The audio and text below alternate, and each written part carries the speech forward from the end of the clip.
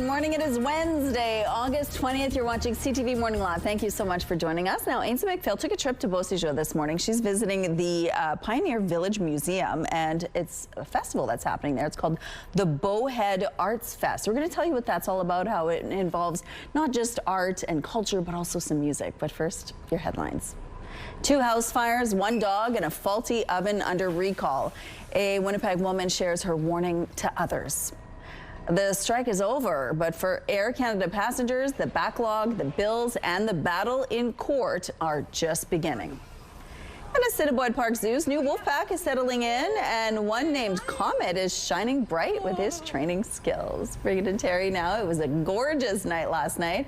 It felt like summer again. Yeah, I agree with you there. We were feeling the warmth of it all. The only thing that I've noticed that makes it feel less like summer is how much later that sun is, or how much earlier the sun is setting and how much later the sun is rising. So there we can at least see the glow of it because we don't have much in the way of clouds hanging around.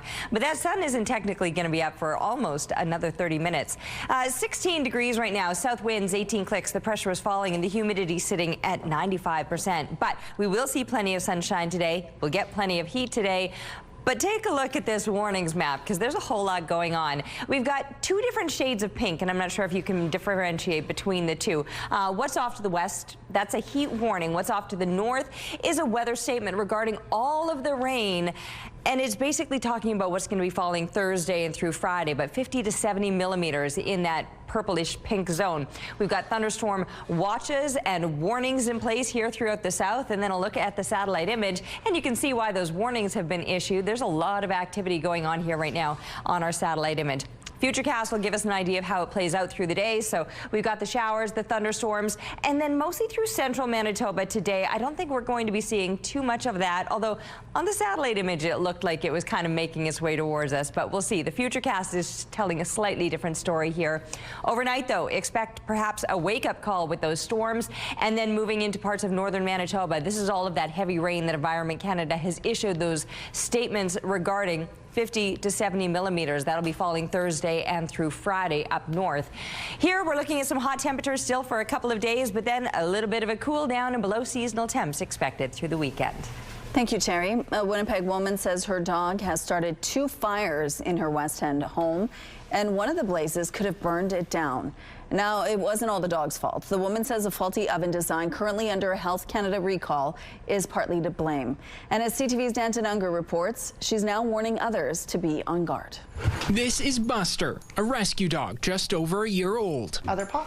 Good boy. His owner, Michelle Burkowski, says Buster has started not 1, but 2 kitchen fires in her home. He's not the littlest hobo. Like, he shouldn't be able to turn the oven on. That's the bottom line. She says the first happened in May when Buster accidentally turned on her brand new Samsung electric range, igniting a book she forgot was sitting on top. Luckily, I came home just after it caught fire and I was able to put it out. And that's when I realized that my dog Buster was able to turn the elements on just by jumping on it. It was only after the fire she learned of this Health Canada recall for a series of Samsung electric ranges, including her own, warning consumers that humans and pets can accidentally activate the front-mounted knobs on the ranges, posing a fire hazard. This video shared by Colorado Springs Fire Department on Facebook shows just how quickly that can happen.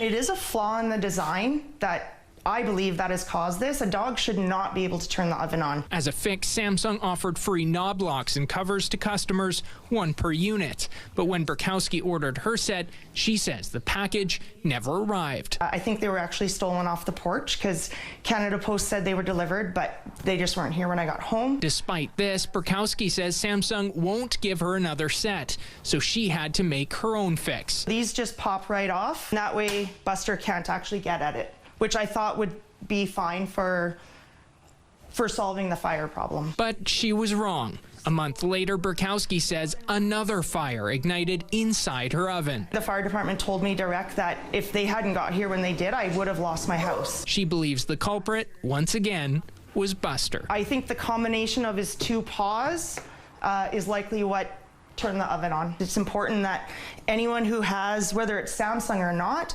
has this sort of design needs to be careful. Danton Unger, CTV News, Winnipeg. CTV News reached out to Samsung for comment and is awaiting a response. In a release at the time of the recall, Samsung says its range knobs met industry safety standards, but it noted consumers should always be mindful of accidental activation and never leave anything on their range top surface when it is not in use. We have an update now to a story we brought you last week. The woman found dead at a Winnipeg hotel last year has been identified. Community advocates and police held a media conference Thursday, hoping someone would recognize the sketch of this woman who was found at the Manwin Hotel August 10th last year. Mama Wei Itata says social media posts made their way to the woman's family. They traveled to Winnipeg over the weekend and identified her as Melanie McKay of Garden Hill First Nation. They say she was a mother of 5 and the third oldest of 6 sisters. Investigators previously said her death was not considered criminal. Air Canada flights are back in the air, but the backlog is far from over. We haven't notified you yet. We do plan to operate your aircraft. The airline is once again urging travelers not to come to the airport unless they have a confirmed flight. Air Canada says it will take 7 to 10 days before it is back to full capacity. The strike by flight attendants started Saturday and ended early yesterday morning, leaving more than 1,700 flights grounded. Ticket is around $6,000 a person.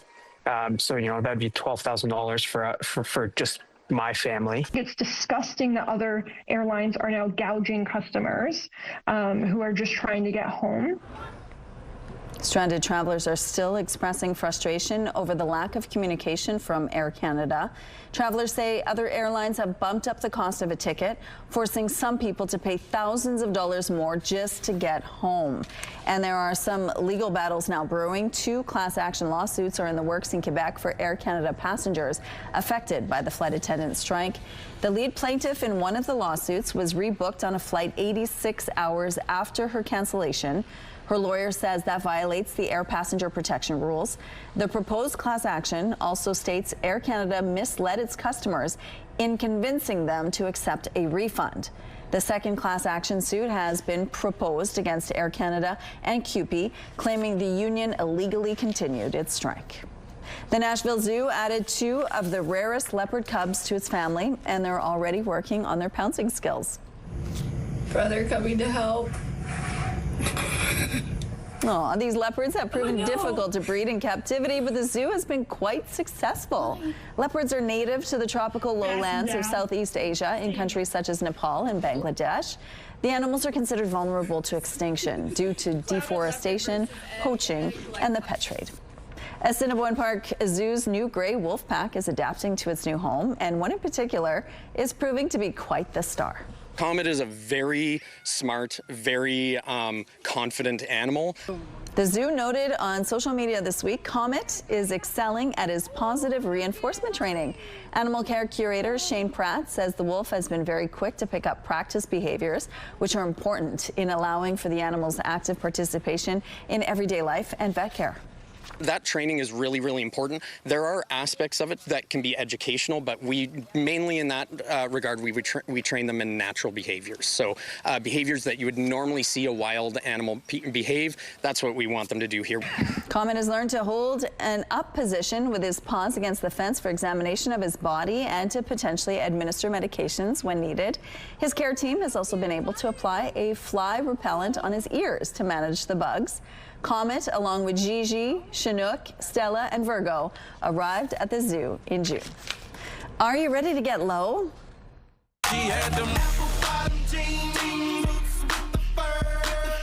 Flo Rida is bringing his catalog of club bangers to Winnipeg this fall, including this classic, Low.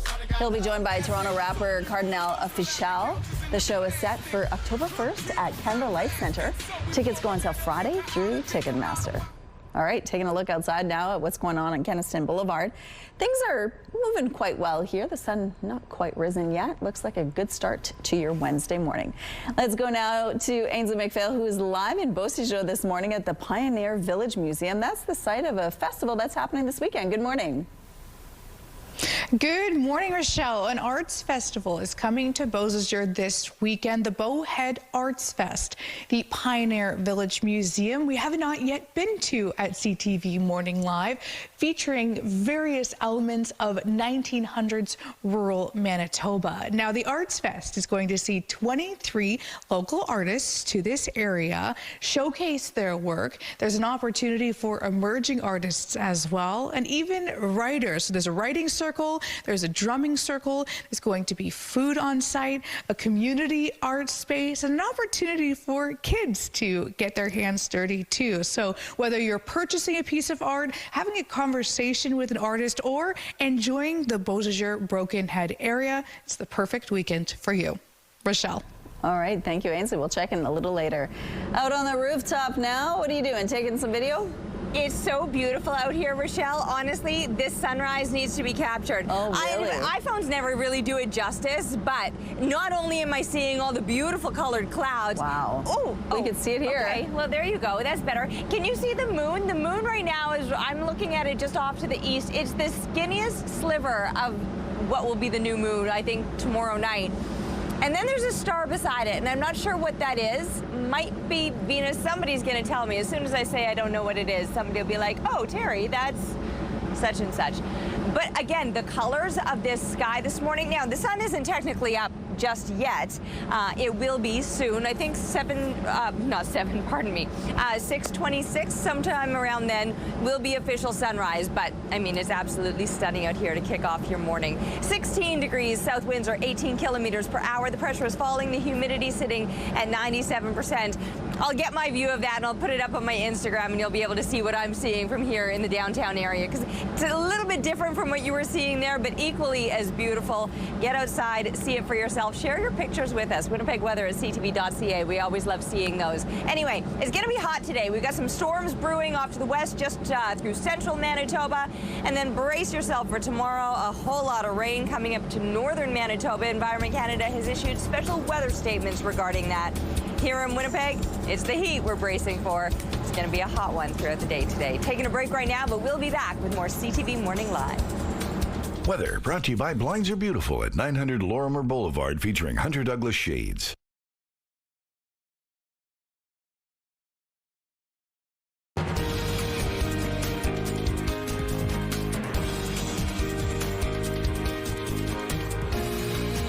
Morning, it is 6:15. Boats, drones, and aircraft are combing the northern Manitoba wilderness for a missing Norwegian hiker.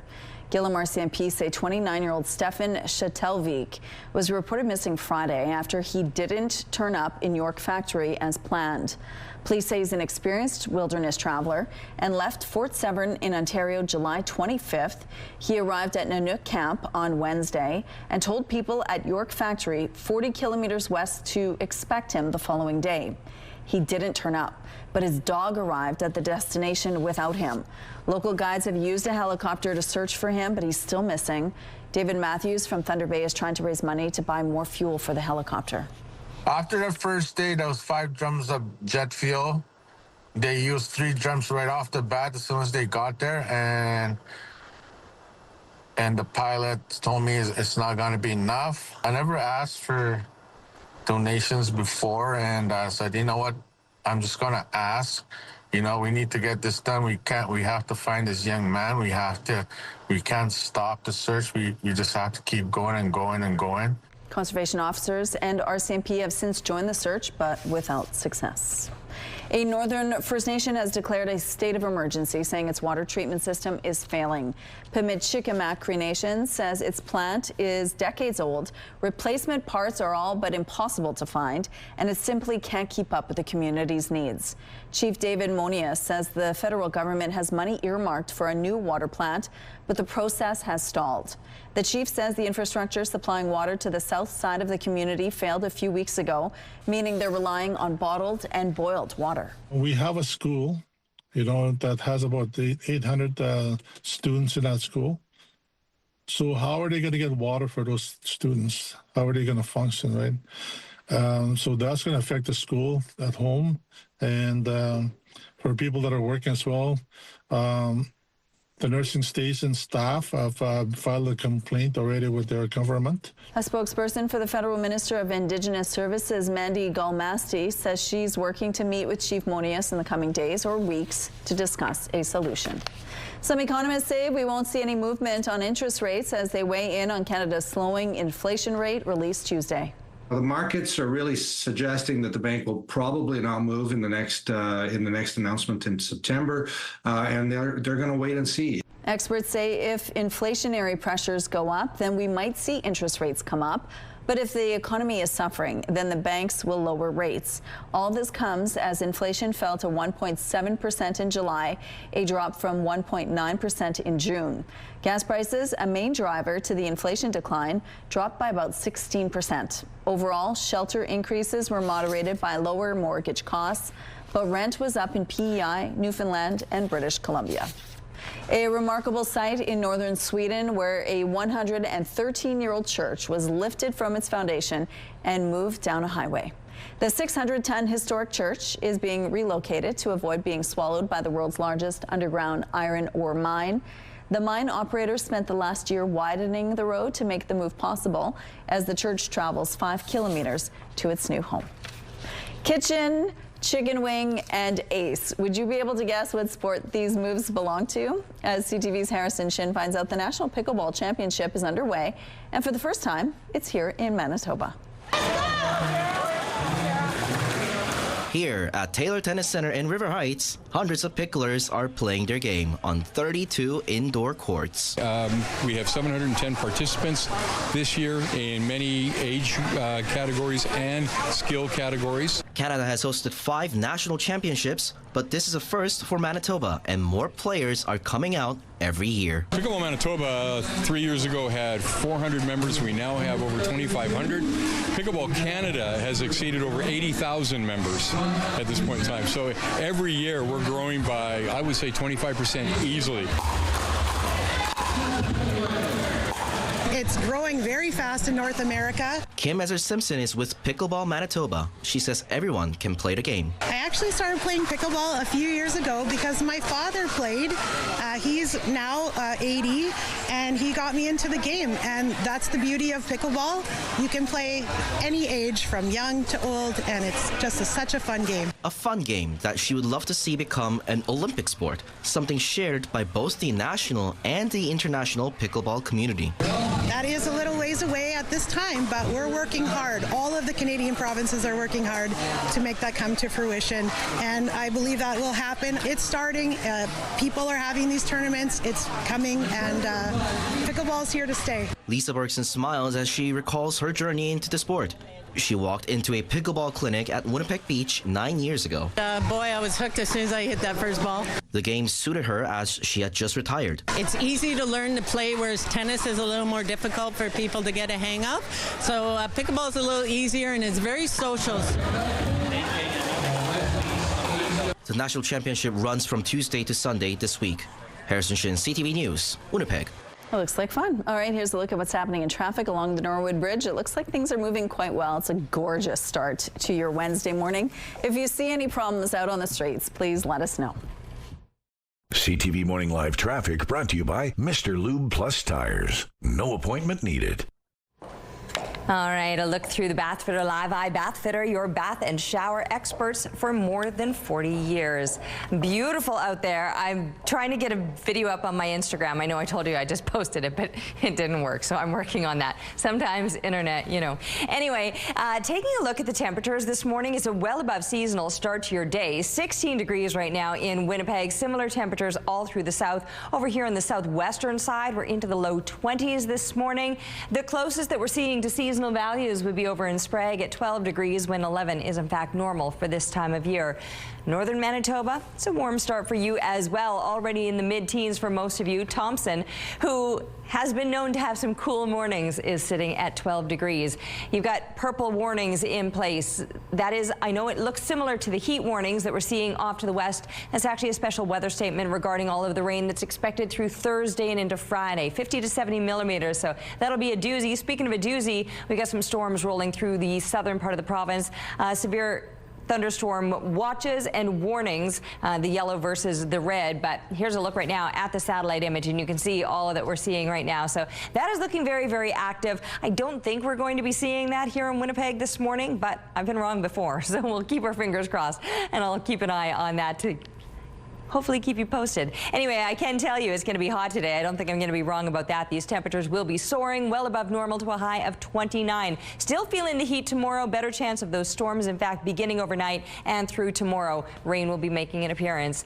What a beautiful evening out at Grand Beach. Thanks to Jocelyn for this stunning photo, making the most of the last beautiful days of summer.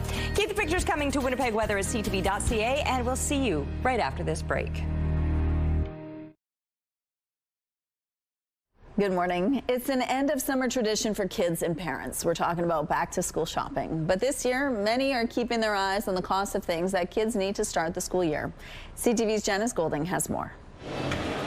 At the Scarborough Town Centre, the focus was on back to school shopping. I mean, I'm going to high school next year, so I was hoping to get some, be fresh, be ready for the next year. Maybe get a new backpack to hold all my knowledge. But yeah. Some were out looking for bags to tote their belongings in. Do you like your new backpack? Yes. While others were on the lookout for new outfits.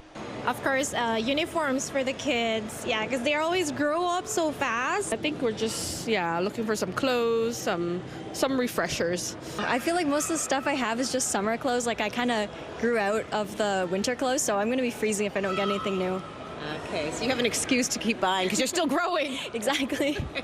Still, all the back-to-school shopping can be pretty pricey. You need a lot of things for school. He's only one little boy. I know. So just how much do people tend to spend? Well, according to a new report from the Retail Council of Canada, there are close to 6 million students from kindergarten to grade 12 in our country, and their families tend to spend about $4 billion on back-to-school shopping. What that works out to is between $600 and $750 per child. There are ways to save, however, according to Nicole Showbrook, the Coupon Cutie, if you don't wait for the last minute. If you look around and watch for the best deals, there's so many opportunities to save. There's this app called Flip, too, where you can look at all the flyers in one place. And another thing to take advantage of. Lots of times stores will have offers where you can earn points for buying things. And so right now there's a deal where at Superstore you can get $25 in points if you spend $100 on back to school stuff. And you really don't need to break the bank. I don't like shopping. Because we know sometimes kids won't appreciate the effort. So you don't want to get stuff for school, you want to get toys, Mom says? No, I don't. But I want to get Beyblades. That being said, a little family time can be invaluable.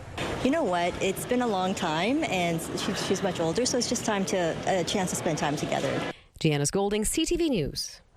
If you love great food and great football, this is something you won't want to miss. XL Door is serving up the ultimate game day package, a delicious chicken mix pack to enjoy at home, fun merchandise, and 2 tickets to see the Bombers take on the field on September 6th. To enter, head to the contest page on our website, ctvnewswinnipeg.ca, and enter the clue word chicken. Good luck. CTV Morning Live is brought to you by Robin's Donuts, your favorite stop.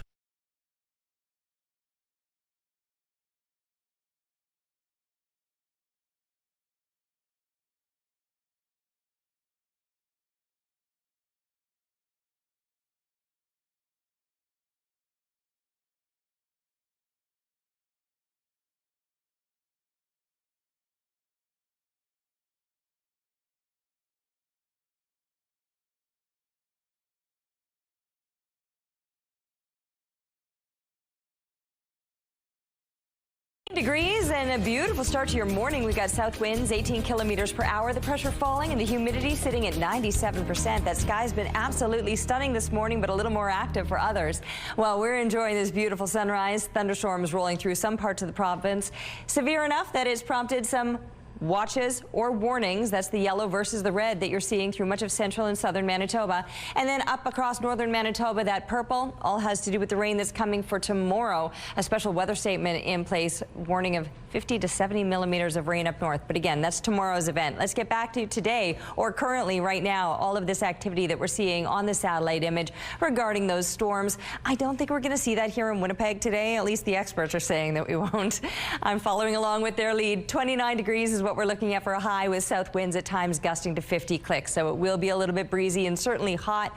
And then tonight, those storms are likely to begin as we drop down to 20, rising to 26 tomorrow. So still the above seasonal temperatures, and that chance of showers and thunderstorms will continue through tomorrow with those stronger winds. It settles down a little bit on the other side of that, but settles down weather-wise and temperature-wise. Things will be looking a little bit cool ahead into the weekend. Thanks, Terry. Crops in Manitoba are suffering as farmers deal with some of the most widespread drought in recent history.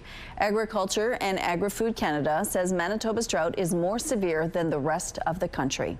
And as CTV Jeff Keel shows you, things have gone from bad to worse between June and July. Corn stalks in Doug Martin's field are a lot shorter than usual. And normally this time of year it would be, 6 to 7 feet high. The East Selkirk farmer also grows wheat and soybeans. He says this year's dry conditions are impacting his crops. Oh, it's been really trying. It's been, since we seeded, the crop came up great, but, it just never rained. And what happens to the crop is that the crops got very short. It's a similar story for wheat and canola farmer Torsten Stanze in the arm of Morris. Farming is a poker game. So, and this year the cards, I think, dealt against us. The yields are not great. They're a little bit under par, but not great. The drought has triggered states of emergency in several municipalities this summer, and data from Agriculture and Agri-Foods Canada shows 70% of the country is experiencing drought, with Manitoba getting hit the hardest. Unfortunately, Manitoba has gotten worse from a drought perspective. This drought monitor map shows the conditions as of the end of July. The dark brown indicates severe drought, a 1 in 10-year event. The red spots illustrate extreme drought, a 1 in 20-year event. As Manitoba only had 40% of its normal precipitation that month, Agriculture and Agri-Foods Canada says this is somewhat unprecedented. It's rare that we've seen drought this widespread. Our closest comparison would be 2023. But there has been some rain recently, so Doug Martin says there is still time between now and harvest. So you can see here the corn is still green and still filling, so there's potential there for this rain to help. And the same with soybeans. In order to reverse these drought conditions, Agriculture Canada says Manitoba would need significant rain in the fall and spring, and officials say a lot of snow over the winter would also help. We're learning more now on just how destructive and out of control wildfire in Newfoundland and Labrador has been. More than 200 structures have been destroyed. Kingston has a total loss of 12. The Adams Cove communities will be 33, Western Bay 86, Okarpiko 59, and Northern Bay 13, for a total of 203. The Kingston fire is burning in Conception Bay North. Premier John Hogan says he expects the number of lost buildings to rise even higher. About half of the people who have lost property have already been notified.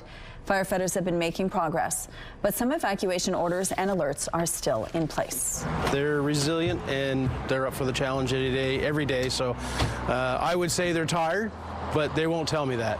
A wildfire in the West Dalhousie area of Nova Scotia continues to burn out of control nearly 1 week after it started, and more help is on the way. More water bombers have arrived from Manitoba, with 3 helicopters from Saskatchewan also expected. They're also now watching and preparing for possible impacts from Hurricane Erin. In New Brunswick, there are 31 active wildfires burning. 4 of them are out of control. But the Old Field Road fire north of Miramichi, that was a major concern, has now been contained. Good news for people who are hoping to beat the heat. The city is extending the spray pad season by an extra week. Most city-operated spray pads will now remain open until the end of the day, Sunday, September the 7th. Most of Winnipeg's outdoor pools will close on the same day. And while some of the city's wading pools will only be open until this Friday, 4 will remain open until the 1st of September. For a complete list, go to the city's website. One of the oldest pro golf tournaments in North America is set to tee off this week. Some of the best up-and-coming golfers will compete in the Manitoba Open at Breezy Bend Country Club in Headingley. It's an annual tradition to invite an active NHL player to play, and this year, Winnipeg Jets goaltender Eric Comrie will be part of the lineup. Also competing is four-time Manitoba men's amateur champion Braxton Kuntz, who will be playing in front of a hometown crowd. I'm very comfortable out here, obviously, and I'm trying not to put pressure on myself, maybe playing in front of the home club and the home crowd, but I'm just going to go out there and enjoy it. Breezy Bend is hosting the event for the first time since 1993. Play begins Thursday. For tickets, visit ManitobaOpen.com. Here's a look at what's happening in traffic along the St. James Bridge. Things are moving well over here. No issues to tell you about. And let's look now at your gas prices. The Canadian average is $1.35. The provincial average is slightly lower at $1.32. And in Winnipeg, the average is $1.33. The lowest price in the city is $1.27. All this info is on GasBuddy.com. Price at the pump brought to you by KidneyCard.ca. Get a free tow and a tax receipt for value of your car. Let's go now to the Pioneer Village Museum, where Ainsley McPhail is live this morning. We're talking about a festival that's happening this weekend. Hello. Hello. Good morning from Beausejour. Bowhead Arts Fest is happening. It's 5th annual. Brittany Wirtz joins us. She's one of the organizers. Tell us about this festival for folks who haven't been quite yet. Sure. Yeah, this festival started in 2019. This is our 5th annual festival, and we have 23 artists showcasing this year, as well as 3 new and emerging artists. We have artists that have mediums from glass fusion, blown glass, all the way to paver pole. We're really excited for this year, and we can't wait to showcase. Mm-hmm. And other communities in Manitoba have arts festivals that are similar. Why was it so important that the Beausejour and Broken Hill area does the same? Well, when we first started out, we came up with an idea, and we noticed that there was a need in the community. We didn't have a place for artists to come together and showcase their work. So my friend and I came together and put together this cute little festival, and it blew up after that. So that was the main thing. Mm-hmm. Yeah. And something great too, you're an artist yourself, haven't been quite showcased. Yeah, I get it. Life gets busy. But how cool and important is it to have people coming in, chatting with the artists, either purchasing or maybe just exploring and learning themselves? I think it's so important. There's people who've been coming every year since the festival started, and seeing the artwork, that we have different artists every year, and just getting excited to see that there are actual artists in this community who have amazing artwork, and it feels good as an artist who live in the community to be noticed by the people in the area. So I think it's so important that they now have a place to showcase. So yeah. When you say festival, you guys are really putting that to work, that title to work, because there's food, there's activities. What am I missing? What do you want people to know? Well, outside of just art being showcased, we also have a stage where there's going to be a songwriter's circle, there's theater. We also have an art activities table where people of all ages can show up and learn how to do watercolor, pastel, all the different things. And the food is going to be fantastic. Sandy Soto Center is going to be hosting that area, and they're going to be doing brisket on a bun and delicious stew. Ooh. So we're super excited. That brisket's my favorite. That's awesome. Okay, there's a community art piece that hasn't started yet. I'm going to start that in the 7 o'clock hour. Sounds good. Can't wait to see it. Okay, thank you. Out on the rooftop now, the sun is shining. It's going to be a hot one today, Terry. Yeah, and I swear each moment more beautiful than the last as I'm watching it just beginning to make it, the sun I'm talking about, just beginning to make its way above some of the buildings in the downtown area. A little bit blinding, but not mad about it. It's looking gorgeous this morning.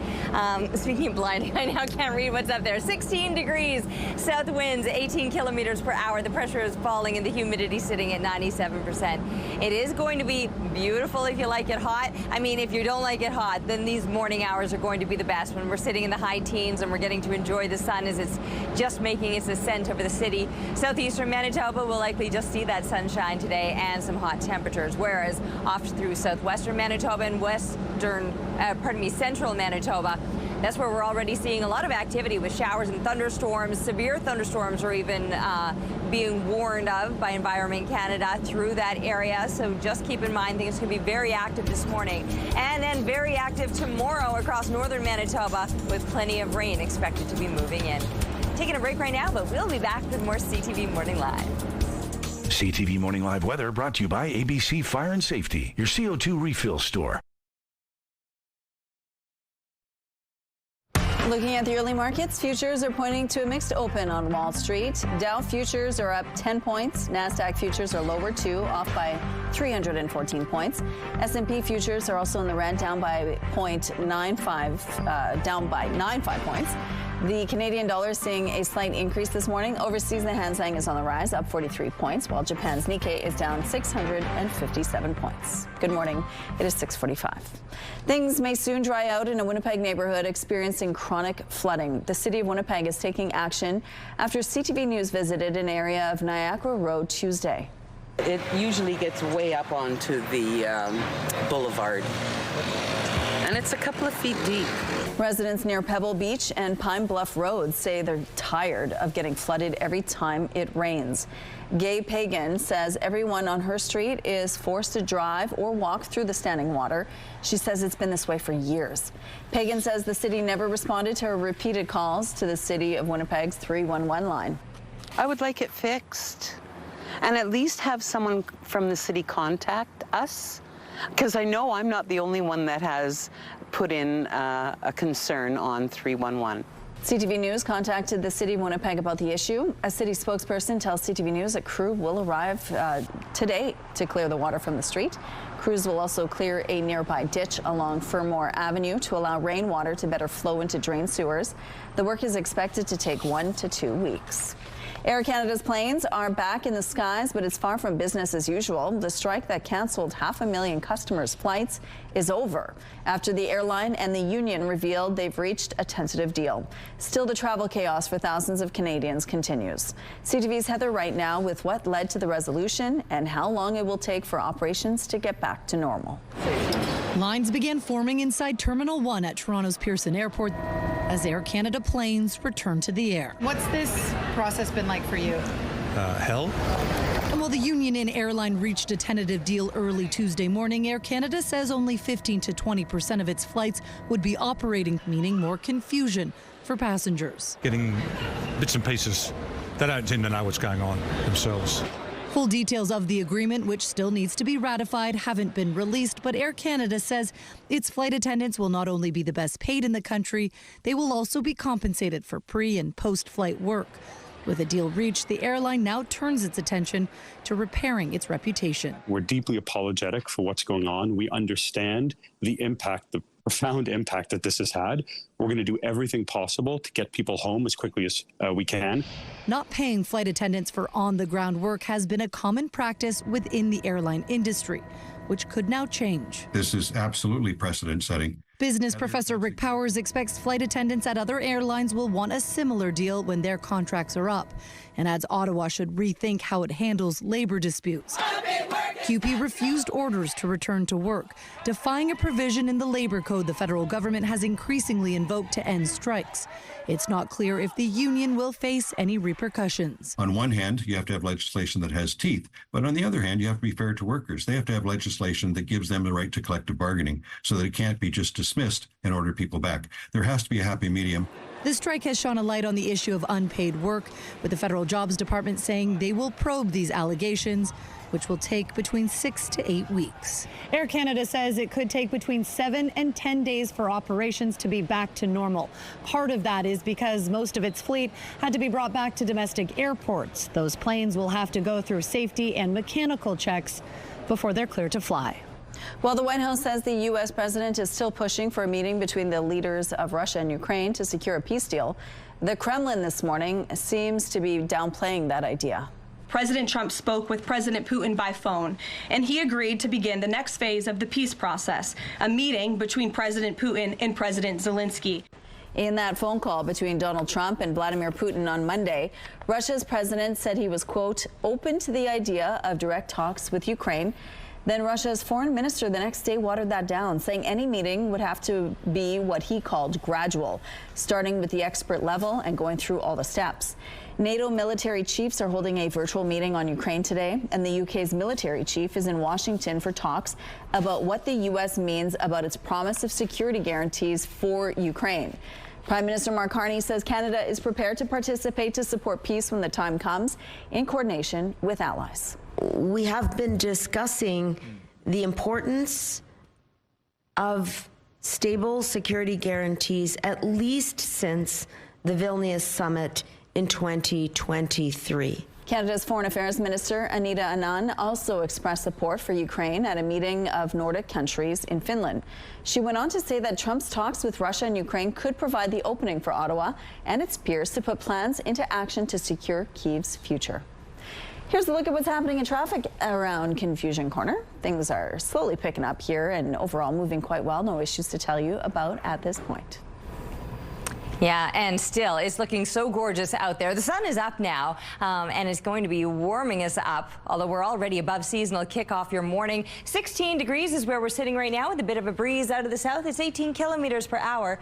The pressure is falling and the humidity sitting at 97%. That's gorgeous out there. The way the sun is making the city glow right now, beautiful. And I was saying earlier, my video finally did post now. You'll see it on my Instagram of when it was just starting to come up and the colors of the clouds. And I've been asking what that little star is right next to that sliver of a moon. Tonight, tomorrow night is the new moon. So keep that in mind. Great night for stargazing because it'll be so dark. Although it could be a little bit stormy, so maybe not such a great night. Anyway, here's the warnings that we have to wake up to this morning, all regarding the rain that's going to be moving in across northern Manitoba. This has more to do with tomorrow and into Friday, 50 to 70 millimeters. We did have some warnings in place regarding the thunderstorms. They've all been downgraded, just watches at this time. And then that's a slightly different shade of pink that you're seeing off to the west. That is a heat warning that you're waking up to.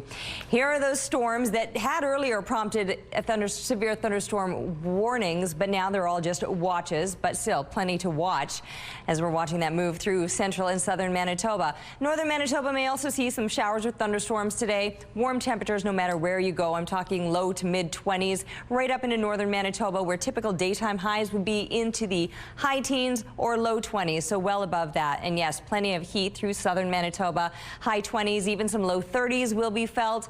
We're going to feel those temperatures on the rise. There will be a little bit of a breeze, actually kind of a lot of a breeze. Those winds increasing and gusting to about 30 clicks, so at least that air is going to be moving. Tomorrow is when we'll deal with the storms, beginning tonight in fact, and then after that you can see those temperatures will be dropping off a few degrees. Most vehicles used to come with a full-size spare tire, but about 30 years ago manufacturers moved to a smaller tire, sometimes called a donut spare. Now, depending on the car you drive, you may not have a spare at all. And that's also true if you're renting a car. Here's CTV's Pat Foran.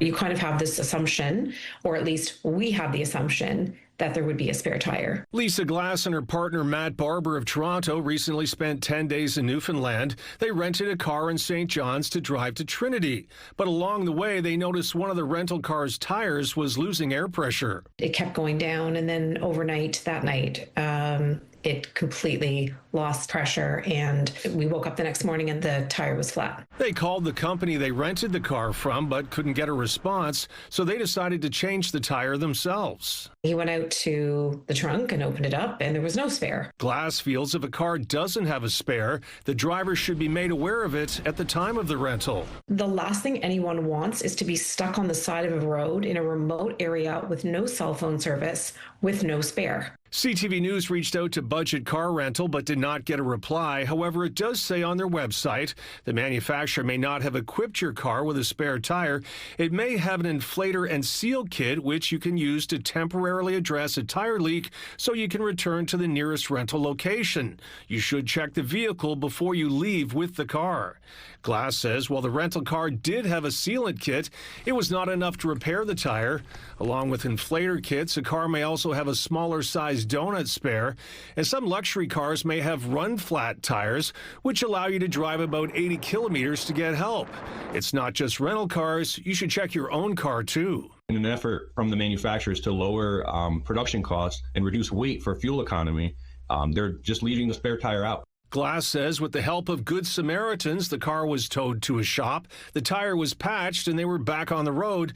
But she wanted to warn others when renting a car, check if there's a spare. I want people to know that when they rent a car, there's not necessarily a spare tire in the trunk. Pat Foran, CTV News. A new device is aiming to help some of the most vulnerable people in the world. Developed by a 13-year-old, it's now landed her on the cover of Time magazine. As Danny New shows you, it's part of a feature honoring an elite group of girls. A little something like this. Time has just released its first ever Girls of the Year edition honoring 10 young trailblazers around the world. She's been making, she's been born to. This past week, I spoke with one of its youngest honorees, Rebecca Young, who has become famous for thinking up an invention so brilliantly simple, it's hard to believe it didn't exist already. Did you know immediately, like, oh, that's a fantastic idea? Yeah, pretty much. Here it is, what Rebecca calls the SPHB, the solar-powered heated blanket.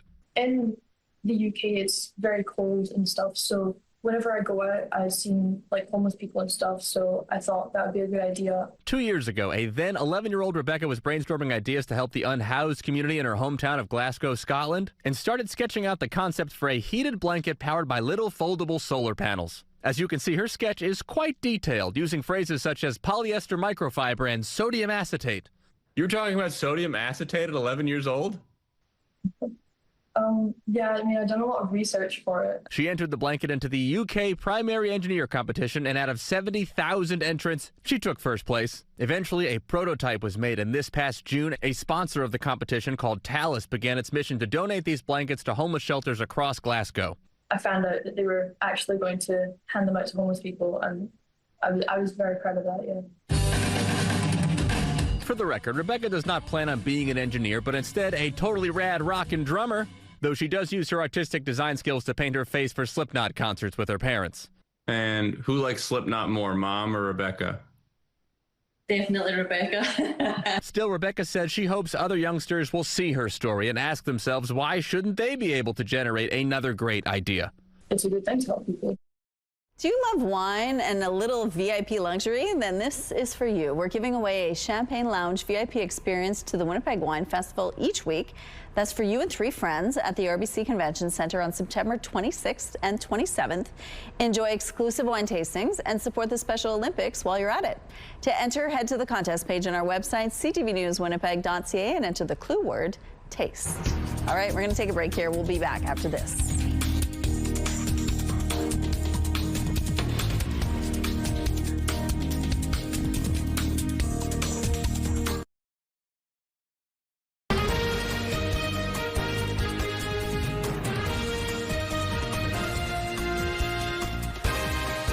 Good morning. It is 7 o'clock on Wednesday, August the 20th. You're watching CTV Morning Live. Thank you so much for being with us. Coming up this weekend, if you want to take a travel to Morden, you can visit the Corn and Apple Festival. 80,000 people are expected to visit over the 3-day festival. We're going to tell you about what's happening there, as well as the amazing volunteers that make it happen every single year. But first, your headlines. A dangerous design, how a pup started 2 oven fires at a Winnipeg home. Plus, the search is on where in the Manitoba wilderness a Norwegian hiker went missing. And a smooth transition, how a pack of gray wolves is adapting to life at Assiniboine Park Zoo. And waking up to gorgeous sunny skies this morning. It's going to be a hot one, Terry. It is. You're right. Those temperatures will be soaring today, but you're also right about how beautiful it is outside. 16 degrees right now as the sun continues to rise over the city. South winds, they're 18 kilometers per hour. They will be increasing today. Pressure is falling and the humidity is sitting at 97%. We've been keeping our eye on our warnings map, which has been changing as the morning goes on. No movement here with this weather statement that's regarding all the rain that northern Manitoba will be seeing tomorrow and through Friday. So that's more of a Thursday-Friday event, but lots of rain expected. Areas shrinking regarding the thunderstorms. We had severe thunderstorm both watches, that's the yellow, and warnings that have now been lifted. But even this area of the watches has shrunk. Off to the west, that is a heat warning through parts of Saskatchewan, but even parts of southern Manitoba will be feeling that kind of heat today. Here's a look at the satellite image, and you can see why we had some watches and warnings issued. There's a lot of activity going on here, but it does seem to be kind of tapering off a little bit. There earlier this morning, lots of those lightning bolts firing off, and now it's just more of a rain event. There are a few thunderstorms still tucked in there, but it does seem to be running out of steam a little bit. Northern Manitoba is where the rain will be moving into, but this morning it's here in the south. So central, southern southern Manitoba. I don't think the southeast is going to see this, but overnight, that's going to be a totally different story here. 3 a.m. or 2 a.m., our alarms will be going off by then. No problem for us, but for those of you that hope to sleep through the night, that could wake you up. And then moving up into northern Manitoba, and this is why we have those, the weather statement that was issued through northern Manitoba, because this, through Thursday and into Friday, could bring 50 to 70 millimeters of rain. So an absolute soaking across northern Manitoba. For us, some storms are possible, and the heat will still be felt for the next couple of days, but after that, you can see it's going to get much cooler into the weekend. And our art today is thanks to 6-year-old Isaiah. Looks like you were thinking about some stormy weather there. Appreciate the art and keep sending it to us, please, to winnipegweather@ctv.ca.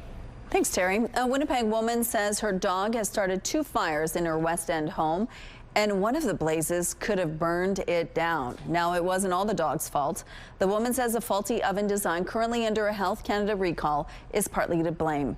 And as CTV's Danton Unger reports, she's now warning others to be on guard.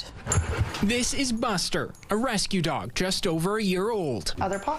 Good boy. His owner, Michelle Burkowski, says Buster has started not 1, but 2 kitchen fires in her home. He's not the littlest hobo. Like, he shouldn't be able to turn the oven on. That's the bottom line. She says the first happened in May when Buster accidentally turned on her brand new Samsung electric range, igniting a book she forgot was sitting on top. Luckily, I came home just after it caught fire and I was able to put it out.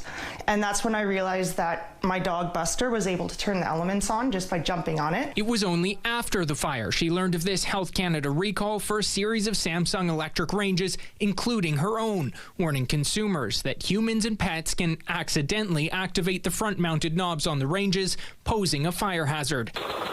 This video shared by Colorado Springs Fire Department on Facebook shows just how quickly that can happen.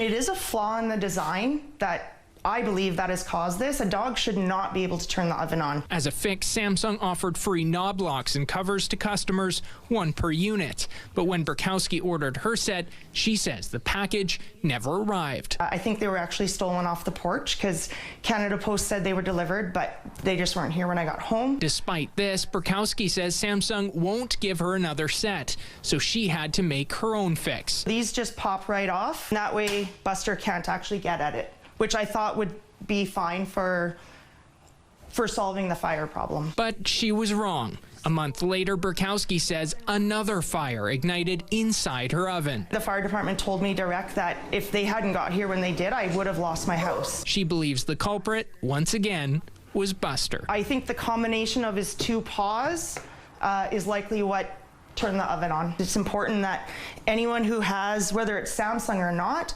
has this sort of design needs to be careful. Danton Unger, CTV News, Winnipeg. CTV News reached out to Samsung for comment and is awaiting a response. In a release at the time of the recall, Samsung said its range knobs met industry safety standards, but it noted consumers should always be mindful of accidental activation and never leave anything on their range top surface when it is not in use. Boats, drones, and aircraft are combing the northern Manitoba wilderness for a missing Norwegian hiker. Gillam RCMP say 29-year-old Stefan Chatelvik was reported missing Friday after he didn't turn up in York Factory as planned. Police say he's an experienced wilderness traveler and left Fort Severn in Ontario July 25th. He arrived at Nanook Camp on Wednesday and told people at York Factory, 40 kilometers west, to expect him the following day. He didn't turn up, but his dog arrived at the destination without him. Local guides have used a helicopter to search for him, but he's still missing.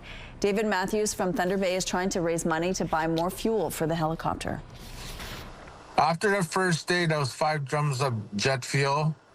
They used 3 drums right off the bat as soon as they got there, and the pilot told me it's not going to be enough. I never asked for donations before, and I said, you know what, I'm just going to ask. You know, we need to get this done. We have to find this young man. We can't stop the search. We just have to keep going and going and going. Conservation officers and RCMP have since joined the search, but without success. Some economists say we won't see any movement on interest rates as they weigh in on Canada's slowing inflation rate released Tuesday. The markets are really suggesting that the bank will probably not move in the next announcement in September, and they're going to wait and see. Experts say if inflationary pressures go up, then we might see interest rates come up. But if the economy is suffering, then the banks will lower rates. All this comes as inflation fell to 1.7% in July, a drop from 1.9% in June. Gas prices, a main driver to the inflation decline, dropped by about 16%. Overall shelter increases were moderated by lower mortgage costs, but rent was up in PEI, Newfoundland, and British Columbia. Beaches are closing as Hurricane Erin threatens dangerous rip currents and flooding. We're predicting perhaps more than 3 feet of storm surge. That's higher than my waist. That is life-threatening. The storm isn't expected to make landfall, but 6-meter-high waves are possible. Officials warn those waves could be deadly, and there's mandatory evacuation orders on North Carolina's Outer Banks. Beaches all along the coast also have red flag warnings, meaning there's hazardous conditions and people are discouraged from entering the water. Erin is a Category 2 storm at the moment. Large crashing waves are expected on parts of the Atlantic coastline of Nova Scotia Friday and Saturday. The main reception center for evacuees in Winnipeg has moved. Instead of heading to RBC Convention Center, the province says to go to the Holiday Inn located at 1740 Ellis Avenue. It's open from 8:30 in the morning to 11:30 at night, 7 days a week.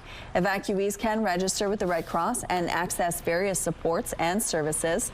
You can also call the 1-800 number on your screen for more information. Assiniboine Park Zoo's new gray wolf pack is adapting to its new home, and one in particular is proving to be quite the star. Comet is a very smart, very confident animal. Only one just up behind him. The zoo noted on social media this week, Comet is excelling at his positive reinforcement training. Animal care curator Shane Pratt says the wolf has been very quick to pick up practice behaviors, which are important in allowing for the animal's active participation in everyday life and vet care.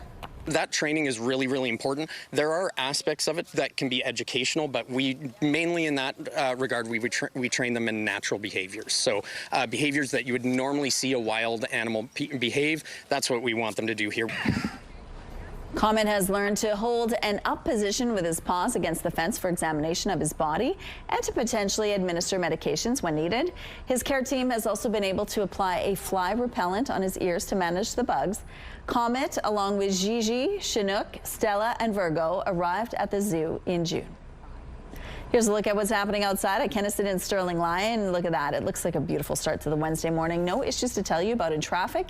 If you see problems out there, though, please let us know. It's that time of year again, and CTV and Chicken Chef want to know how you're soaking up the season. From concerts to weekend getaways, whatever's making your summer magical, we want to see it. Here are some amazing moments from this year so far, and we can't wait to see more. Upload a photo of your summer fun for a chance to win the $5,000 grand prize, plus daily draws for $50 Chicken Chef gift certificates. So what are you waiting for? Grab your phone, snap that sunshine, and share your summer with us today. Home Depot is warning customers some prices are going up. Large American retailers like Home Depot want to keep similar prices on both sides of the border. So as they raise prices in the United States, we're going to see that spill over. Economists believe we will feel a ripple effect here in Canada. About half of Home Depot's inventory comes from foreign suppliers. Much of that is subject to tariffs. The company had said they were hoping not to raise prices, but after their latest quarterly results, the company admitted they may have to act to mitigate the effects of Trump's tariffs. Here in Canada, the cost of doing home renovations is likely to get pricier. Stats Canada reported a modest 0.9% increase in renovation costs in the last quarter.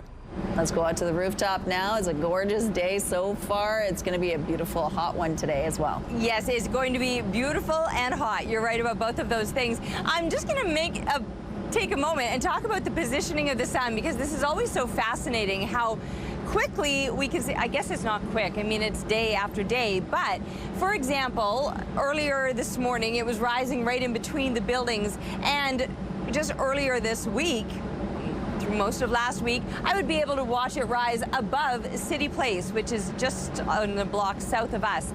But now the position of the sun has moved further to the south, that I'm already in the shadow. Oh, now it's starting to come up above City Place, so I'm going to be in its rays again. But it just speaks to how that sun moves and how much later it's rising and how much earlier it's setting. So 6:24 and then 8:39. Our days are getting shorter, but they're still pretty hot. Today will be a bit of a scorcher, 29 degrees on tap. We'll be feeling that heat all through southern Manitoba. Southwestern Manitoba and central Manitoba are waking up to some thunderstorms this morning. We could see that activity rolling in overnight, and then tomorrow, showers and thunderstorms possible for us. Oh, there it is. We have camera views to capture it no matter. You can't hide from us, sunshine. I do have to mention quickly that northern Manitoba is in for plenty of rain tomorrow. Environment Canada is warning 50 to 70 millimeters Friday or Thursday through Friday. CTV Morning Live Weather brought to you by Canadian Footwear, helping you find the perfect fit. At CTV Morning Live, we're all about celebrating your amazing pets, whether they're furry, feathered, or scaly. Your Pet of the Week submissions have been amazing. We want more, whether it's dogs, cats, birds, or any other pet pals, send them our way. Drop your pet photos and a fun little story about them to petoftheweek@ctv.ca, and then catch us every Thursday between 6 and 9 to find out if your pet is our Pet of the Week on CTV Morning Live. Here's a look at what's happening on Notre Dame Avenue. Things are smooth here so far. No issues to tell you about. We'll be back after this short break. Good morning, it is 7:15. We have an update now to a story we brought you last week. The woman found dead at a Winnipeg hotel last year has been identified. Community advocates and police held a media conference Thursday hoping someone would recognize the sketch of a woman who was found at the Manwin Hotel August 10th last year. Mama Waichitata says social media posts made their way to the woman's family. They traveled to Winnipeg over the weekend and identified her as Melanie McKay of Garden Hill First Nation. They say she was a mother of 5 and the third oldest of 6 sisters. Investigators previously said her death was not considered criminal. Crops in Manitoba are suffering as farmers deal with some of the worst widespread drought. Normally this time of year it would be, 6 to 7 feet high. Doug Martin's corn stalks are a lot shorter than usual, and it's a similar situation across many farms in the province. The drought has triggered states of emergency in several municipalities this summer.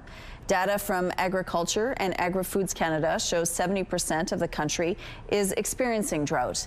Manitoba received just 40% of normal precipitation amounts in July. Agriculture Canada says Manitoba needs major rainfall and a snowy winter to ease drought conditions. A northern Manitoba town evacuated twice this summer by wildfires has been given the go-ahead to return home later this week. The mandatory evacuation order for the roughly 1,000 residents who live in Snow Lake is expected to lift Friday morning. The town says a welcome center will be set up at the community hall to provide resources and assistance for returning residents, including mental health supports and a food bank. The province's latest fire bulletin shows the 2 wildfires near Snow Lake are still considered out of control, but the town says the Manitoba Wildfire Service has advised council it's okay to return. Good news for people who are hoping to beat the heat. The city is extending the spray pad season by an extra week. Most city-operated spray pads will now remain open until the end of the day, Sunday, September the 7th. Most of Winnipeg's outdoor pools will close on the same day. And while some of the city's waiting pools will only be open until this Friday, 4 will remain open until the 1st of September. For a complete list, go to the city's website. Here's what's happening along St. Mary's Road. Things are picking up here, as you can see, but overall moving quite well, maybe a little slowly, but well indeed. If you see any problems out there, please let us know.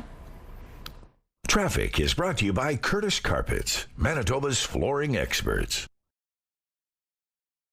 It's time now for some entertainment news. One of the most quirky bands to come out of the 20th century wants to take the record and whip it into shape.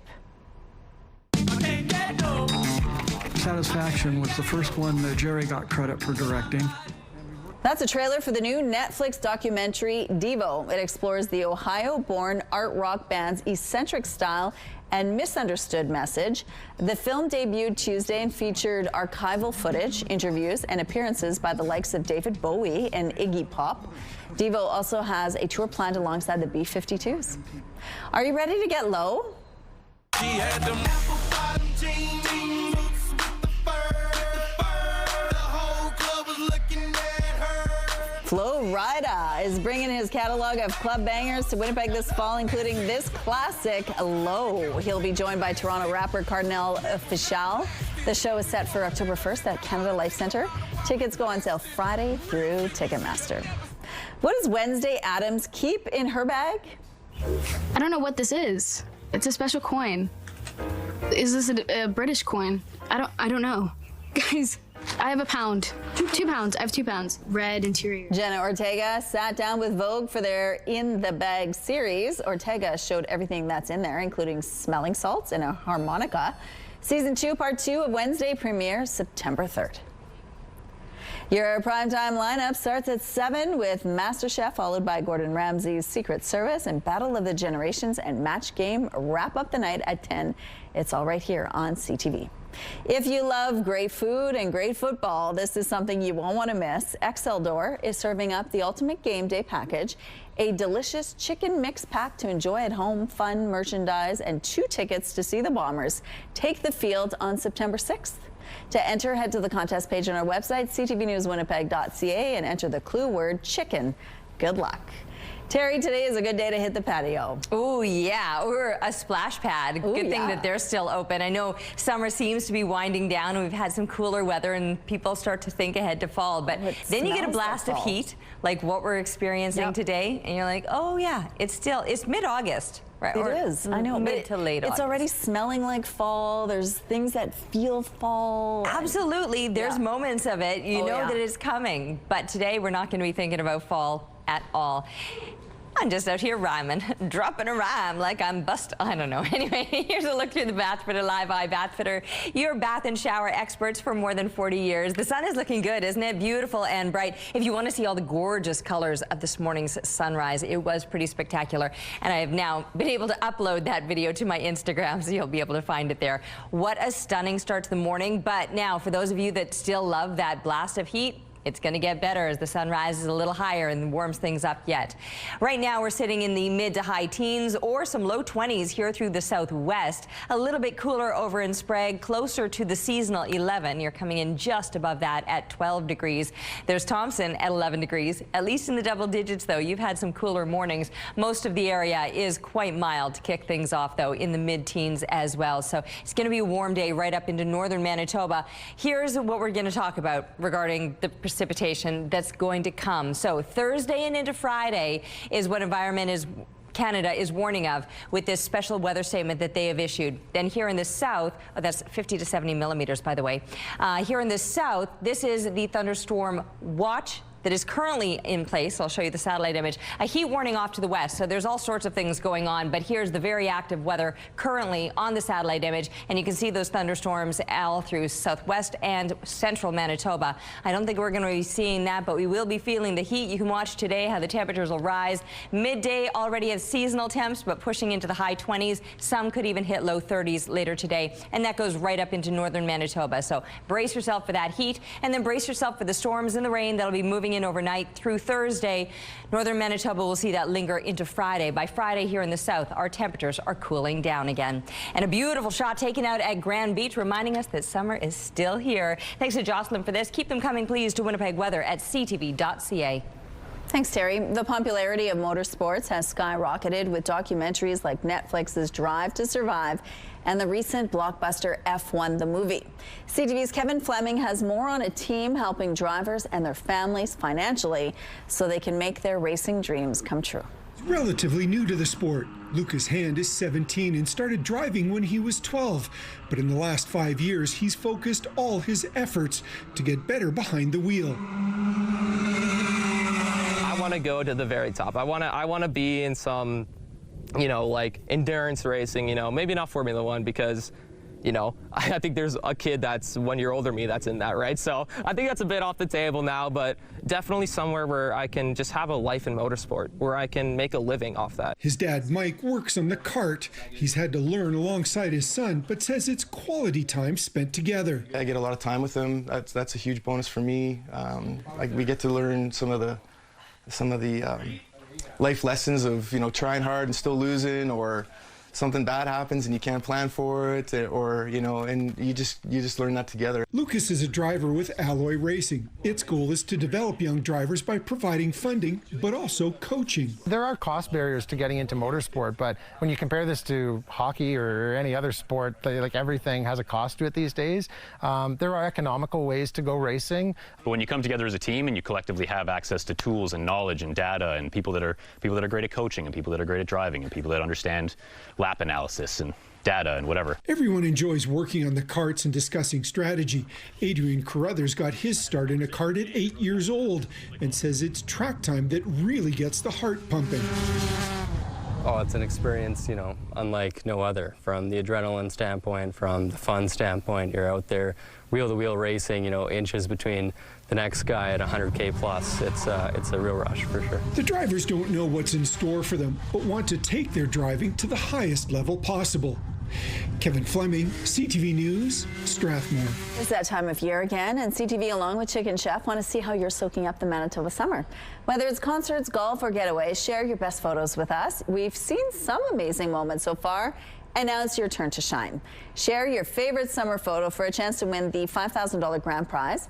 On top of that, there are daily draws where you can also score $50 Chicken Chef gift certificates. Plus, you could win a stylish fire table and patio umbrella from Discount Furniture Winnipeg. So snap and share your summer magic with us.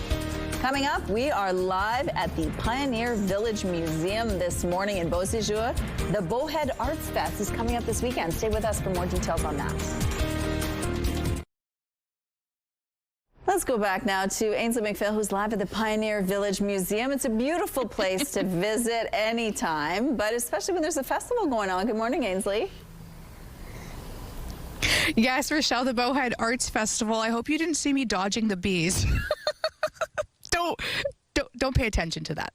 Our next guest, Owen Bird, a sculpturist. He's going to be at the Bowhead Arts Festival. Thank you for being here, Owen. This is such a cool piece. Tell us all about it. This piece is called Lariat, and it's constructed from materials that have been pulled from our land, 65 acres property, close to Beausejour itself. The barbed wires come down to save for the animals' passages, and it represents a lariat catching, catching in the distance this horse that's running down out of paddock. And what's really cool, and you touched on this, is you're actually pulling from the land of the area. What else have you discovered when you were looking for materials? The property is nearly 100 years old, so all these bent and twisted metals and tools and bits of farm equipment that have been left over that time, that have been encased as the property is turned back to meadow and wood, are entangled into the trees. The barbed wire is growing around things, and things are growing around the barbed wires. People's old tins of beans and soups, things that they had at lunch when they were clearing the field back in the 30s. A little piece of history now broadcast for all of us to see. When people come to this festival, what do you want people to know about the local nature of it in regards to the art? I think the piece is expressive of how we move through time ourselves and how we extract and take place in the geography that we are. So Beausejour has moved along. The buildings used to be state-of-the-art. This fencing used to be state-of-the-art, and now it's moved along. People live in the present, go to the future, and then tend to remember the past, but they don't look at it in the same way. Wow. And they're going to have an opportunity to this coming weekend at the Bowhead Arts Festival. We've got more at 7:42. Okay, thank you, Ainsley. And Terry, it looks so beautiful where Ainsley is at, and really it's going to be like that for much of the south here. That's right. The sun is up. It's beautiful and bright. Look at how it's just glowing over the city right now. 16 degrees, south winds, 13 clicks. The pressure rising, the humidity at 96%. I was talking earlier about the positioning of the sun and how it moved. And that's when Carrie, the most obnoxious member of our team here, decided to point out that the sun doesn't in fact move. We revolve around the sun. So there you have it. Right? Exactly. Do you know what? I shouldn't have said that. All I needed to do was tell you what he said, and you could have drawn that conclusion of yourself to learn that he is easily the most obnoxious member of our team. With love, Carrie. He does. He makes me look really good on the roof. He's the guy responsible for the lighting. So watch next time. I'm going to be in complete shadow up there. Anyway, there's a look at the warnings. We've got rain warnings across northern Manitoba. We've got severe thunderstorm watches in place here in the south.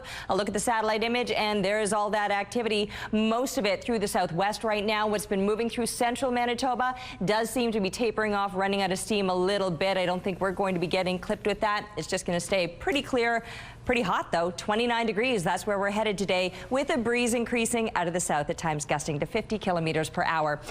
Overnight, that's when we could see those showers and thunderstorms rolling in. 20 degrees, so very mild and above seasonal overnight. We're still going to be above normal for tomorrow, getting up to 26 degrees with that chance of showers and thunderstorms continuing and still those strong south winds. From there, temperatures dropping off. Things will cool down for the weekend. Another round of precipitation is possible on Saturday. After that, some sunshine, but it'll take some time before we see those temperatures on the rise again. Thanks, Terry. A Northern First Nation has declared a state of emergency, saying its water treatment system is failing. Pimicikamak Cree Nation says its plant is decades old. Replacement parts are all but impossible to find, and it simply can't keep up with the community's needs. Chief David Monias says the federal government has money earmarked for a new water plant, but the process has stalled. The chief says the infrastructure supplying water to the south side of the community failed a few weeks ago, meaning they're relying on bottled and boiled water. We have a school, that has about 800 students in that school.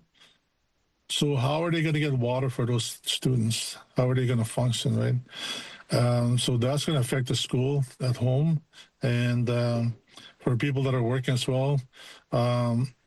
The nursing station staff have filed a complaint already with their government.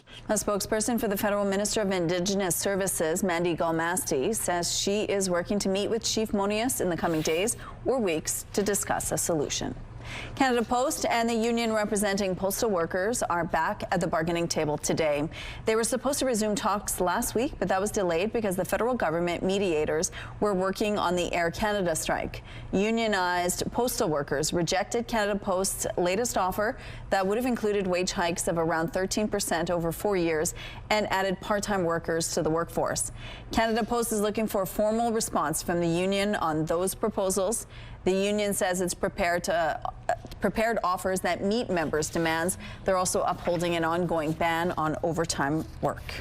Some New Brunswick businesses can soon return to work in the province's forests despite the closure of all Crown lands. We just sort of got up off the floor from a punch in the face with the new anti-dumping fees, and we got punched in the face again with our weather conditions that are making things inoperable for us.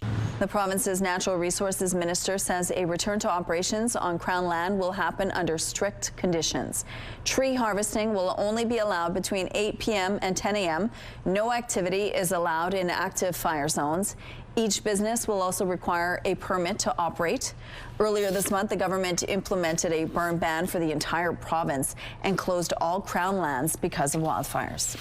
5 active Canadian military members have been suspended from their duties after a video emerged allegedly showing them giving Nazi salutes. The head of the Canadian Army, Lieutenant General Mike Wright, released a statement saying he was deeply disturbed and profoundly disappointed by the contents of the video. The Canadian Armed Forces says the 5 active members are part of the 5 Canadian Mechanized Brigade Group in Quebec City. The video was shot in 2023.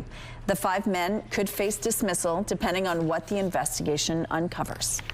Israel is now demanding the release of all 50 hostages held in Gaza, casting doubt on whether it will accept a new ceasefire proposal. The proposal put forward by Qatar and Egypt would see the release of around half the hostages. Today, more humanitarian aid was seen being airdropped over the Gaza Strip. It comes as Israel is preparing to launch an expanded military operation in Gaza City, possibly in the coming days. 2 food bloggers had a near miss in Houston after a car smashed through a restaurant window while they were in the middle of a food review.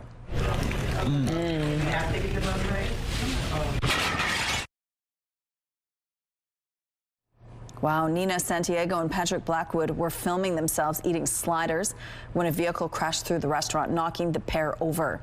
They addressed the incident on YouTube, saying how incredibly fortunate they feel to be alive. It's still not clear what led to the crash.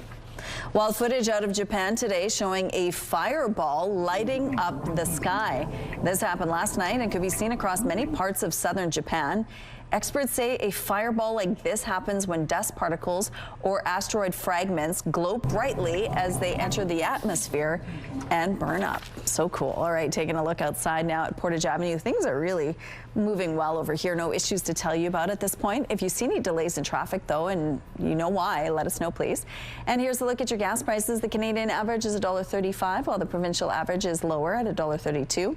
In Winnipeg, the average is $1.33. The lowest price in Winnipeg, $1.27.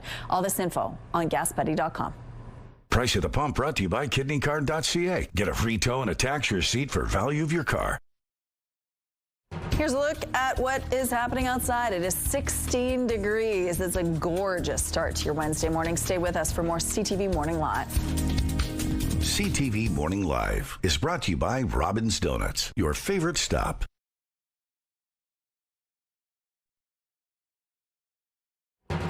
It is beautiful out there this morning, 16 degrees. It's going to get hot though, so if you don't like the heat, get outside now. It is absolutely beautiful. There's just a bit of a breeze out of the south, 13 kilometers per hour. The pressure is rising, the humidity sitting at 96%. And yeah, these temperatures will be on the rise today, so if that's not your thing, this morning will be perfect for you. For northern Manitoba, we've got these warnings in place. They don't have much to do with today. It's more a heads up about what's coming tomorrow. Lots of rain on the way, and current rain, that's being warned of here. In the southwestern part of the province, we are under severe thunderstorm watches. There were some warnings issued earlier. Most of them have lifted, but still the very active weather is in that southwestern corner. What was moving through central Manitoba already seeming to taper off a little bit. Now more just shower activity as opposed to the thunderstorms, but thunderstorms still moving through the southwest.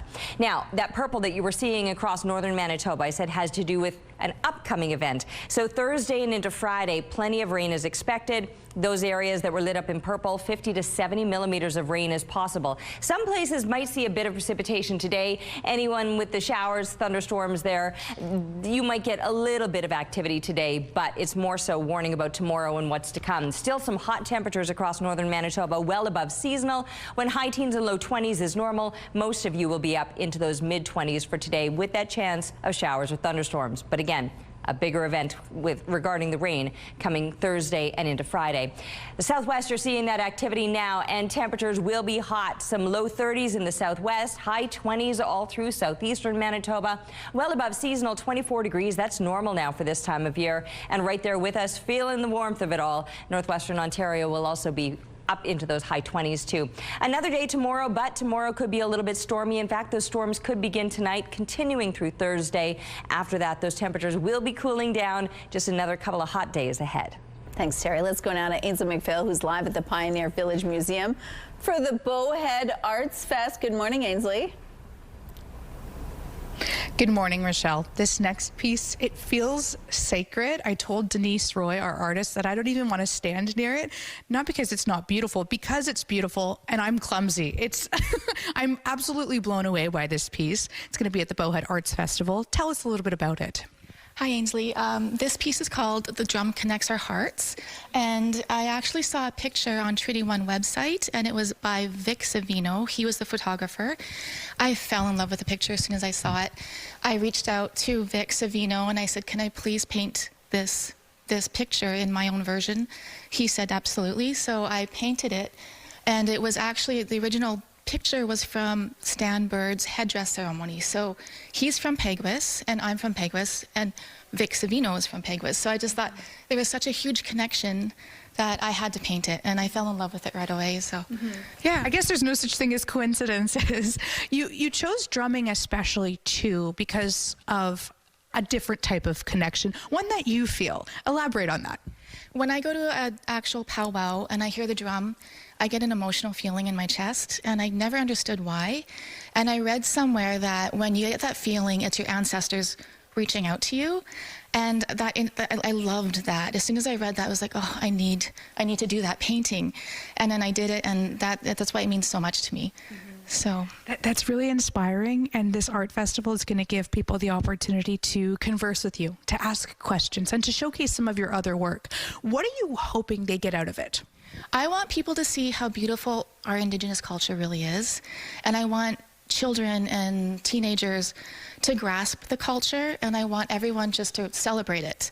So that's kind of why I want to do this art, because I want everyone to see how positive our Indigenous culture is, and it's a beautiful thing, really. Yeah. How long did this take? You know what? This actually took me probably about 6 months off and on, because I would paint it and then I had to redo it, and something didn't sit right, so I had to do it all over again. And then finally I painted and I'm like, hey, you know what? I stood back, I'm like, I'm done. That's it. This is the way it's going to be. So knives up. Awesome. Denise, thank you so much for this conversation. More coming up at 8:06. Thank you, Ainsley. Health Canada has now approved Ozempic to reduce the risk of kidney decline among patients with type 2 diabetes. CTV's Pauline Chan has the details. Craig Lindsay was diagnosed with type 1 diabetes 31 years ago and later developed the chronic kidney problems that so often accompany diabetes. We underappreciate how hard it is living with a chronic disease. It's every decision. It's, do I have the energy to go for a walk? Am I making the right food choices? That's why he recognizes the importance of making Ozempic or semaglutide injections available now for type 2 diabetes patients with high risk of kidney disease, and that could be millions across Canada. Diabetes is probably the #1 cause of kidney failure. It's not a small subset. So in Ontario, for example, I think Diabetes Canada says 1 to 1.5 million people are living with diabetes, pre-diabetes, or undiagnosed diabetes. And of the people who end up in full-blown kidney failure, fully 40% of them are struggling to manage diabetes. They're also at high risk of developing cardiovascular complications, including the risk of heart failure or accumulating salt and water in the body. And once patients have kidney disease, they're at an augmented higher risk of developing cardiovascular disease. Researcher Dr. David Cherney says Ozempic won't restore lost kidney function, but it is effective in reducing future damage. Patients have type 2 diabetes. They should be screened for kidney disease on a yearly basis at least. Lindsay, who took insulin and underwent dialysis for several years before getting a kidney and pancreas transplant, says Ozempic is not for everyone. For example, patients with gallbladder disease or pancreatitis may not be able to use it, but it will be another useful tool in the effort to preserve kidney function for many. Pauline Chan, CTV News. It's time for Let's Celebrate. Let's see who's having a celebration today. Happy 4th birthday to Adrian Daniels, Love Always mom, dad, Kira, and Ariana. Happy 11th birthday to Taylor Coldies. Lots of love from Grandma, Grandpa, Auntie Raquel, and Rami. Happy birthday to Christian Raven. Love from your grandparents and family. Happy 61st birthday to Stash. Love your sisters, family, and friends. And a happy 100th birthday to Lionel, with much love from your lodge buddies. If someone you care about is having a birthday, anniversary, retirement, or graduation, let's celebrate. To submit your celebration, visit our website, ctvnewswinnipeg.ca, and fill out the form at least 2 days in advance. It'll also enter you into our monthly contest for a chance to win a $100 gift certificate to Party Stuff. Let's Celebrate, brought to you by Party Stuff, 3 Winnipeg locations and at partystuff.ca.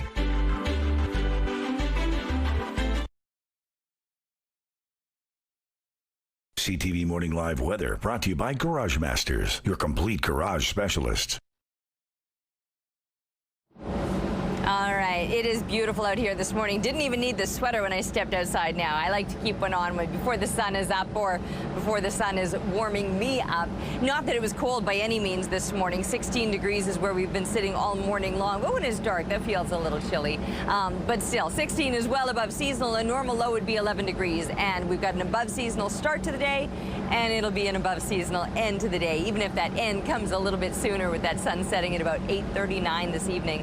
South winds, they're on the lighter side, but that will change. Winds will be increasing out of the south, getting stronger later today. You'll be happy to have that breeze moving that air around, though, as these temperatures will be soaring.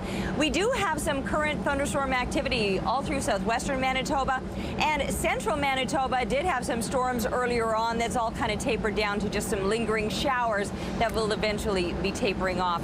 Parts of northern Manitoba may also see some maybe showers or thunderstorms today. A better chance of plenty of rain moving across northern Manitoba. Tomorrow, Environment Canada Canada is warning of 50 to 70 millimeters by the time it all tapers off sometime Friday. Here in the south, sunshine today, plenty of heat, but we too could get those storms moving in the overnight hours. Thanks, Terry. While getting to their destinations is the priority for stranded Air Canada passengers. Next on the list is how to get paid for out-of-pocket expenses resulting from the strike. CTV's Adrian Gabriel on what's covered.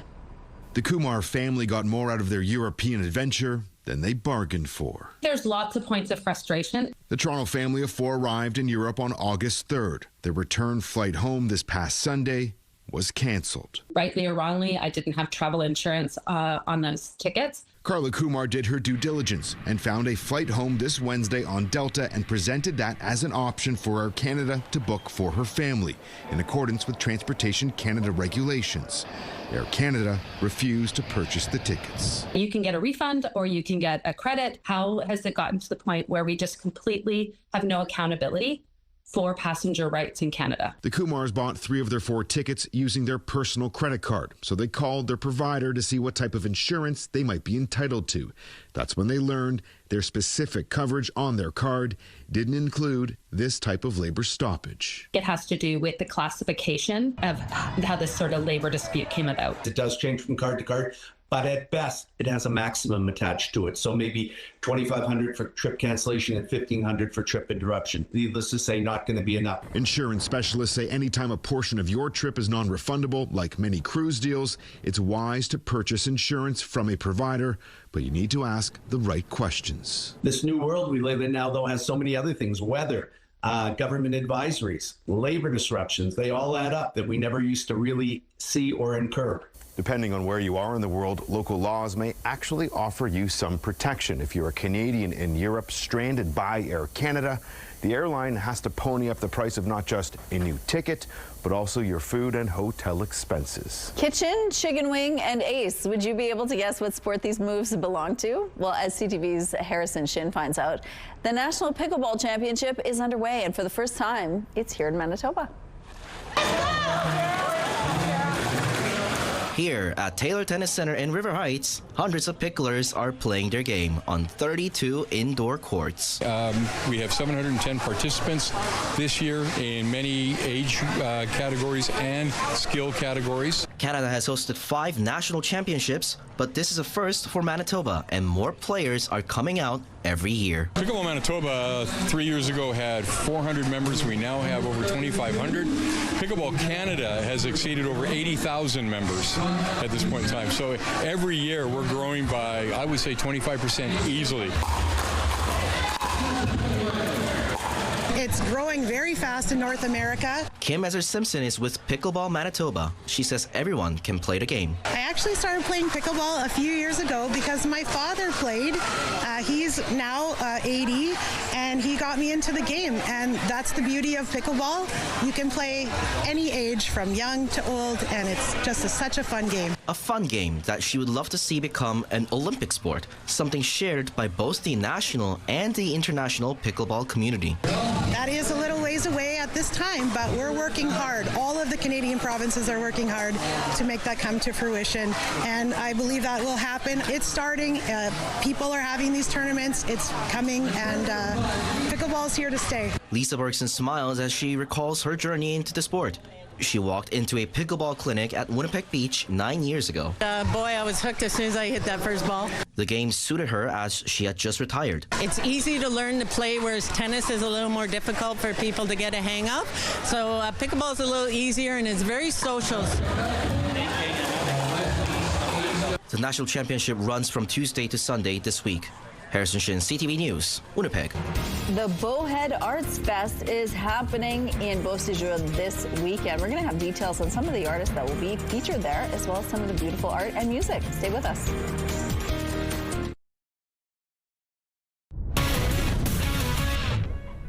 How's it going? Jermaine Franklin inside the TSN Sports Center newsroom with your must-see moment from Tuesday. For it, we go to the Windy City. Brewers Brewers. Cubs, runners on the corners, one out for Sal Frelick. He flies one out to right. Willie Castro makes the grab. Bryce Terang tagging from third. Castro with a laser throw to home, and it's in time. What a dart thrown by Castro. Right on the money. Guns Harang down with a perfect toss. That's how you turn a double play to end an inning, and it's your must-see moment from Tuesday. And the Brewers and Cubs will continue their long 5-game series tonight on TSN. First pitch at 7 p.m. Central. That's all from the Sports Center newsroom. Have a great day.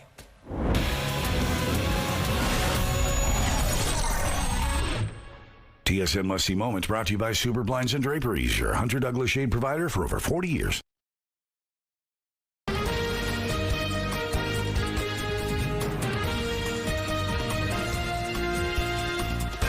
It's 8 o'clock on your Wednesday. Thank you so much for being with us. The weekend is just about here, and there's so much going on, including the festival that Ainsley's been telling us about all morning long. But the Corn and Apple Festival in Morden is also happening, so we're going to talk a little bit more about what it looks like this year, what musicians will be there, and what you could expect in terms of numbers. Also at 8:27, there is a rally happening on Manitoba highways this weekend, all in support of veterans. We'll tell you more about that too. But first, your headlines.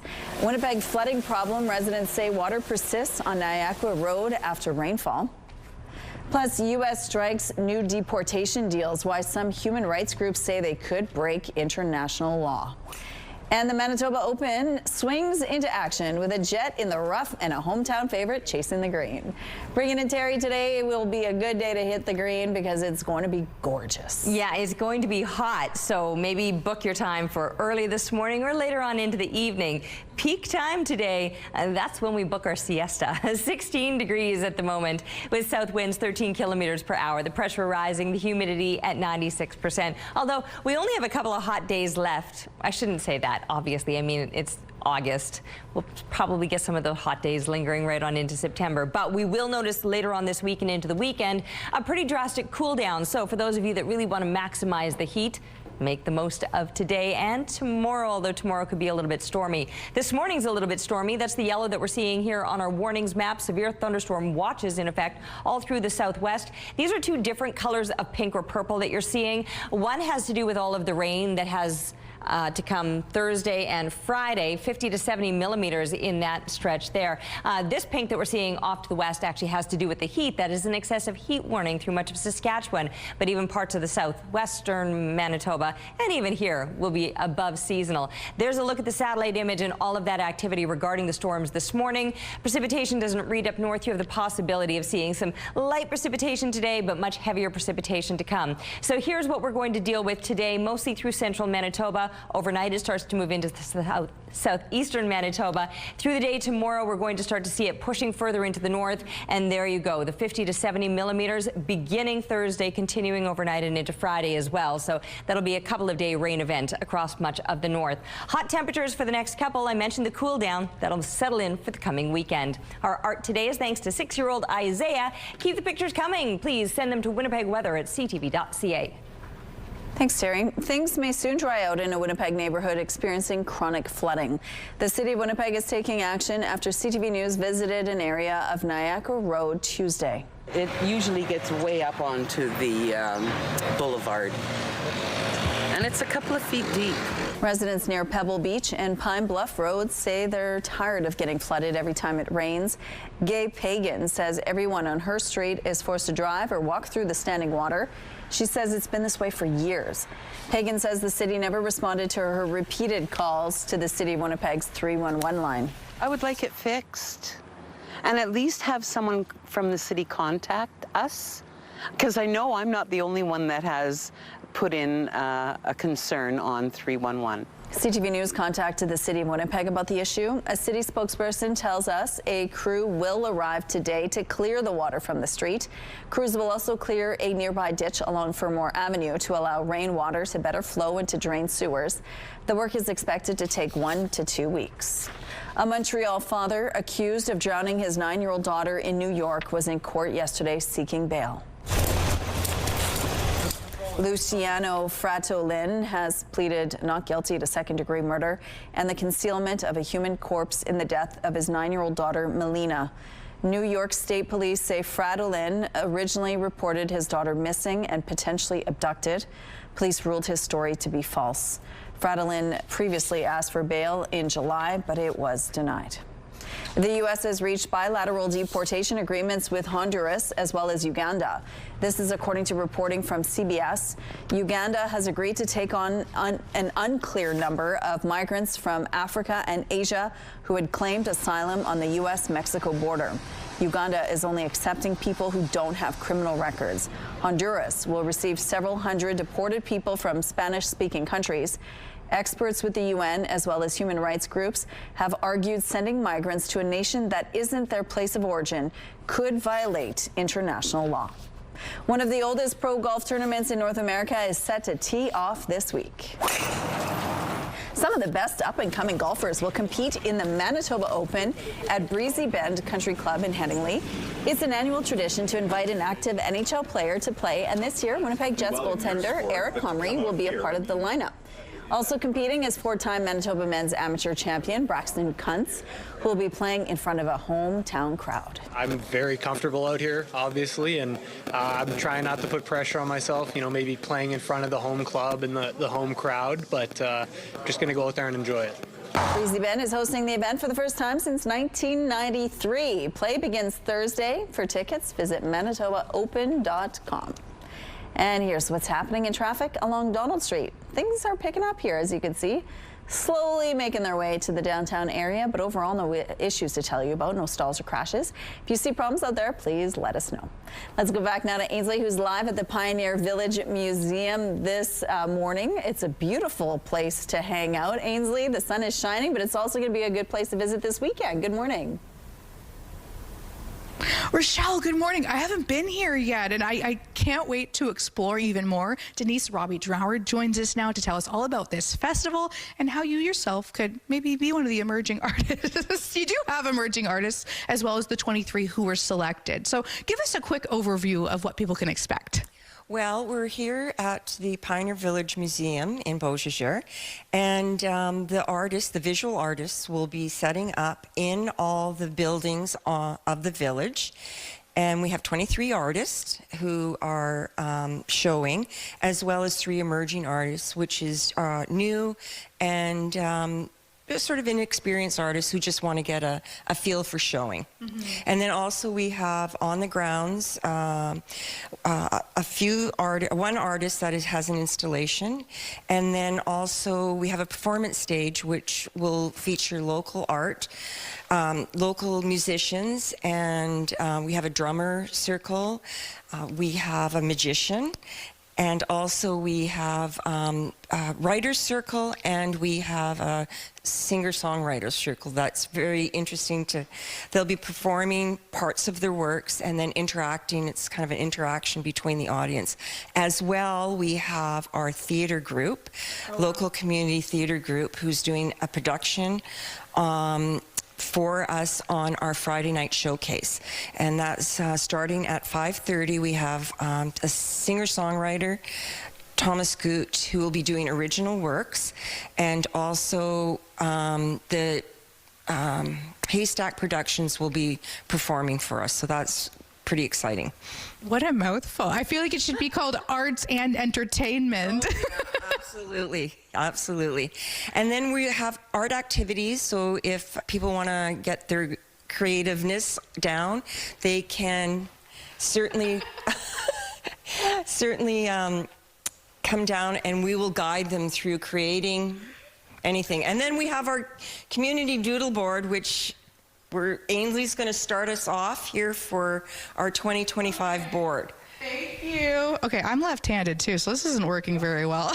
I started it off, Rochelle. I did my best. Looks good. All right, thank you, Ainsley. Well, crops in Manitoba are suffering as farmers deal with some of the most widespread drought in recent history. Agriculture and Agri-Food Canada says Manitoba's drought is more severe than the rest of the country. And as CTV's Jeff Keel shows you, things have gone from bad to worse between June and July. Corn stalks in Doug Martin's field are a lot shorter than usual. And normally this time of year it would be, 6 to 7 feet high. The East Selkirk farmer also grows wheat and soybeans. He says this year's dry conditions are impacting his crops. Oh, it's been very trying. It's been, since we seeded, the crop came up great, but, it just never rained. And what happens to the crop is that the crops got very short. It's a similar story for wheat and canola farmer Torsten Stanze in the arm of Morris. Farming is a poker game. So, and this year the cards, I think, dealt against us. The yields are not great. They're a little bit under par, but not great. The drought has triggered states of emergency in several municipalities this summer, and data from Agriculture and Agri-Foods Canada shows 70% of the country is experiencing drought, with Manitoba getting hit the hardest. Unfortunately, Manitoba has gotten worse from a drought perspective. This drought monitor map shows the conditions as of the end of July. The dark brown indicates severe drought, a 1 in 10-year event. The red spots illustrate extreme drought, a 1 in 20-year event, as Manitoba only had 40% of its normal precipitation that month. Agriculture and Agri-Foods Canada says this is somewhat unprecedented. It's rare that we've seen drought this widespread. Our closest comparison would be 2023. But there has been some rain recently, so Doug Martin says there is still time between now and harvest. So you can see here the corn is still green and still filling, so there's potential there for this rain to help. And the same with soybeans. In order to reverse these drought conditions, Agriculture Canada says Manitoba would need significant rain in the fall and spring, and officials say a lot of snow over the winter would also help. We're looking now through the Bathfitter Live Eye. Bathfitter, your bath and shower experts for more than 40 years. You can see the extra clouds out there. There's storms looming. We're not going to see that activity here in Winnipeg, very likely, but enough that we are seeing the clouds from some of the action that's going on throughout southern Manitoba. I'll show you where in just a second. Let's first talk temperatures. It's a warm start to your Wednesday morning, well above seasonal. Sprague was the closest to normal temperatures at 12 degrees last hour. You've now bumped up to 15. Just for a reference point, 11 degrees. That's normal for low temps. Many of us are in the high teens and even low 20s throughout the southwest where the activity is. Again, hold tight. The satellite image is coming up in just a second. For northern Manitoba, mid to high teens for you to kick things off. You'll be feeling the warmth of it all and eventually the rain. Environment Canada is warning of 50 to 70 millimeters of rain. That has more to do with what's coming Thursday and through Friday, and that'll be accumulative over a couple of days. Southwestern Manitoba is waking up to some severe thunderstorm watches. There were some warnings in place. They've now been downgraded, but still the bulk of the activity there, you can see it right now on the satellite image moving through the southwest. What's been moving through central Manitoba was quite stormy, and now just some lingering showers in the area. We'll watch as the temperatures warm up today, and here's noontime already at seasonal temps. Even northern Manitoba will go well above normal, pushing up into those mid-20s and high 20s here in the south. Some places might even hit into the low 30s through the southwest. So hot today and still tomorrow, above seasonal. Storms rolling in overnight will continue through the day tomorrow. Following that, a bit of a cold front, and you'll notice that with the temperatures, how they drop off for a couple of degrees and linger there for the weekend. We're taking a break, but we'll be back with more CTV Morning Live. Good morning. The White House is saying that Vladimir Putin has agreed to meet face-to-face with Volodymyr Zelensky. The Trump administration also revealing that any peace deal will not include American boots on the ground. CTV's Judy Trin is in Washington with more on what role Canada might play. We're going to have a successful talk today. Yeah. During the summit with Ukraine's president and European leaders, U.S. President Donald Trump stepped away for a phone call with Russia's president. The White House says that planted the seed for a face-to-face meeting between enemies. President Trump spoke with President Putin by phone, and he agreed to begin the next phase of the peace process, a meeting between President Putin and President Zelensky. When and where that meeting will take place hasn't been determined, but the issue of security guarantees for Ukraine will be on the agenda.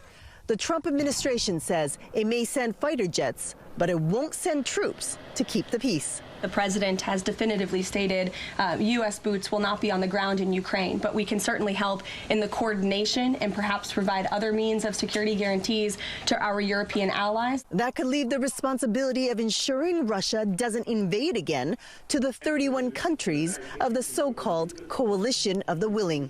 After participating in a video conference with allies, Prime Minister Mark Carney's office said Coalition presence was discussed, and Carney expressed that Canada is prepared to participate to support peace when the time comes, in coordination with allies. But analysts say Putin is likely to block the participation of NATO members. Putin would not be happy if there were NATO troops on the ground because he doesn't want Ukraine to be part of NATO. He's made that very clear. Discussing security guarantees requires that Zelensky and Putin meet. But without a ceasefire, Russia is free to continue its attacks. It's known as Manitoba's largest street festival. The Morton Corn and Apple Festival is back, and it's expected to draw huge crowds, up to 80,000 people over Friday, Saturday, and Sunday this weekend. Up to 50,000 cobs of corn, some free and some sold, will be handed out over the weekend. And there's also apple juice, cider, live music, and fun for the entire family. Joining us now from the Morton Corn and Apple Festival is the festival chairperson, Nathan Knight. Good morning, Nathan. Good morning. You took everything I had to say. Well, you know what? There is a lot more to say because it has a long history, right? Let's just go right to the very beginning of the Corn and Apple Festival. What started it all and why? It was started during, or it was prepared for Canada's centennial year, which I think was 1967. Okay. People in the town wanted to showcase Morton and try and drum up interest and bring people to town. So they started the festival, which was 2 blocks long at the time. They gave away 200 cobs of corn. The main stage was some hay bales or straw bales, I believe, and there was a small parade and the farmers market. That was the first festival. And people loved it so much they said, why not just keep bringing it back? Is that how it worked out? I guess so. I mean, it grows year over year, and like I said, a couple of hundred people at the very first festival, and now, weather pending, of course, we're 70, 80,000 plus people. Wow. Okay, so describe to me how it has grown over the years, because from 1967 to today, things are way different. Instead of 2 blocks, how many are we talking about here? Oh, you're going to make me count. I want to say 8. I want to say 8 or not, maybe 10. Let's say 10 blocks, give or take.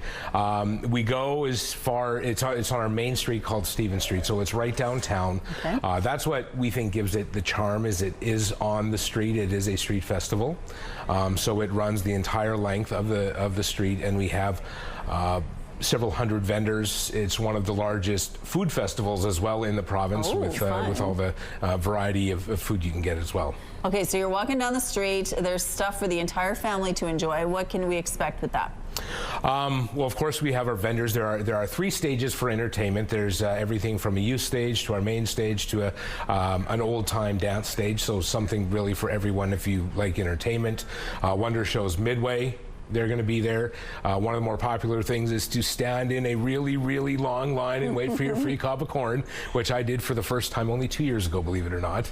And when you get it, it's buttered, it's salted, it's perfection. It's pretty, yeah, you might wear some of it if you're not careful. Oh, but it it's sounds delicious. Lovely. Okay, so it is so successful. 80,000 people are coming out. Do you think it's getting bigger every year? It can. We certainly noticed a little bit of a drop off after everything that happened in, 5 years ago, and now it's kind of coming back into its glory, and people are getting out, and it's so weather dependent. Last year was so incredibly hot. I was surprised we had the people. We had people like to just maybe get out of the city for a weekend and see what the festival has for charm and what it has to offer. And the economic spin-off is incredible for the town of Morton as well, right? There was a study done, it was multiple years ago, but it was estimated that $1.5 million was pumped into or spent during the Corn and Apple Festival. And of course, all the vendors are making some money there too. We hope so. We want them all to make a lot of money. Tons of volunteers also help out every year, which make it possible. And any last minute pleas to people if they haven't made their plans for the weekend yet? I think this year we're actually doing pretty good. For the past few years, we've had to put it out there. We need more people. Now we're starting to get people a couple days before they're realizing they have a free weekend, so they'll stop by the office and volunteer. So I think this year we're in really good shape, and I'm happy to say that. Of course, it starts on Friday, so if you want just to show up there, right, because it's free to enter. It's free to enter. Parking is free. We'll shuttle you around town. That's free. The free corn on the cob, free apple juice. That's free. Yeah. All right. Well, thanks for sharing this. Thank you. Again, if you want more information, we do have a link on our website. Sounds like fun is free out there. Oh my goodness, what a spectacular time that's going to be. All right, what a spectacular time it is out here on my rooftop this morning. Let me tell you, it's beautiful. I bet you your patio or backyard is equally gorgeous well, I should say, depending on where you are. Here in the southeastern part of the province, a stunning start to the day. 18 degrees right now with south winds 13 kilometers per hour. The pressure is rising and the humidity sitting at 93%. If you're in southwestern Manitoba, you're probably not out on your patio or backyard. You're looking out the window saying, it's stormy, Terry. I'm not going out there. That's true. We have some thunderstorm watches in effect still through much of southwestern Manitoba, and most of central Manitoba. The storms have kind of tapered down to just some lingering showers. That too will come to an end eventually. For northern Manitoba, it's going to be a warm one for you. We're all going to be feeling the heat across the entire province with above seasonal temperatures for everyone. Northern Manitoba may see a bit of precipitation today, but Environment Canada is really giving you a heads up of what's to come. And that's tomorrow and through Friday, Thursday, Friday, 50 to 70 millimeters cumulative over those couple of days to fall across much of northern Manitoba. So brace yourself for that. We too can brace ourselves for some potential storms that'll be overnight and through tomorrow. But today, bracing for the heat and plenty of sunshine to go with it. A beautiful shot taken out at Grand Beach, reminding us that there's still plenty of summer to enjoy. Thanks to Jocelyn for this gorgeous photo. And keep them coming, please, to Winnipeg weather at ctv.ca. CTV Morning Live Weather brought to you by Mr. Lube Plus Tires. Same-day oil and tire changes. In the world of professional tree climbing, only one person truly comes out on top. Dozens of peak performers are gearing up to scale the championship ladder in Saskatchewan for a shot at the ultimate crown. Here's CTV's Allison Bamford. Hard work under a hot summer sun. It's a short climb, 20 feet up, to cut down this dead spruce, a job that sometimes takes James Luchuk 85 feet off the ground. Not everybody gets to kind of see that view every day, and it's an accomplishment when you do. Now the professional arborist is chasing a new accomplishment, branching out to compete at his first prairie tree climbing championship. At the root of it, climbers scale up trees as fast as they can, participating in 5 different events that test their strength, agility, and techniques. Competition is based a lot around just working situations. Now in a few days, the trees in Kinsman Park will be filled with competitors from across the prairies. 45 of them trying to climb their way to the top of the podium in hopes of booking a ticket to the International Championship next fall. Many are training just by doing their jobs. It's definitely strenuous. You're always constantly thinking. You basically get comfortable with being uncomfortable. It's a feeling that's always worth it once the job is done. Not everybody does this kind of work, but I love it. Once you kind of get to that top where you get to remove that top, you kind of get an exhilarance. And Luchuk hopes to feel the same rush on the podium. Allison Bamford, CTV News, Saskatoon. CTV Morning Live is brought to you by Robin's Donuts, your favorite stop.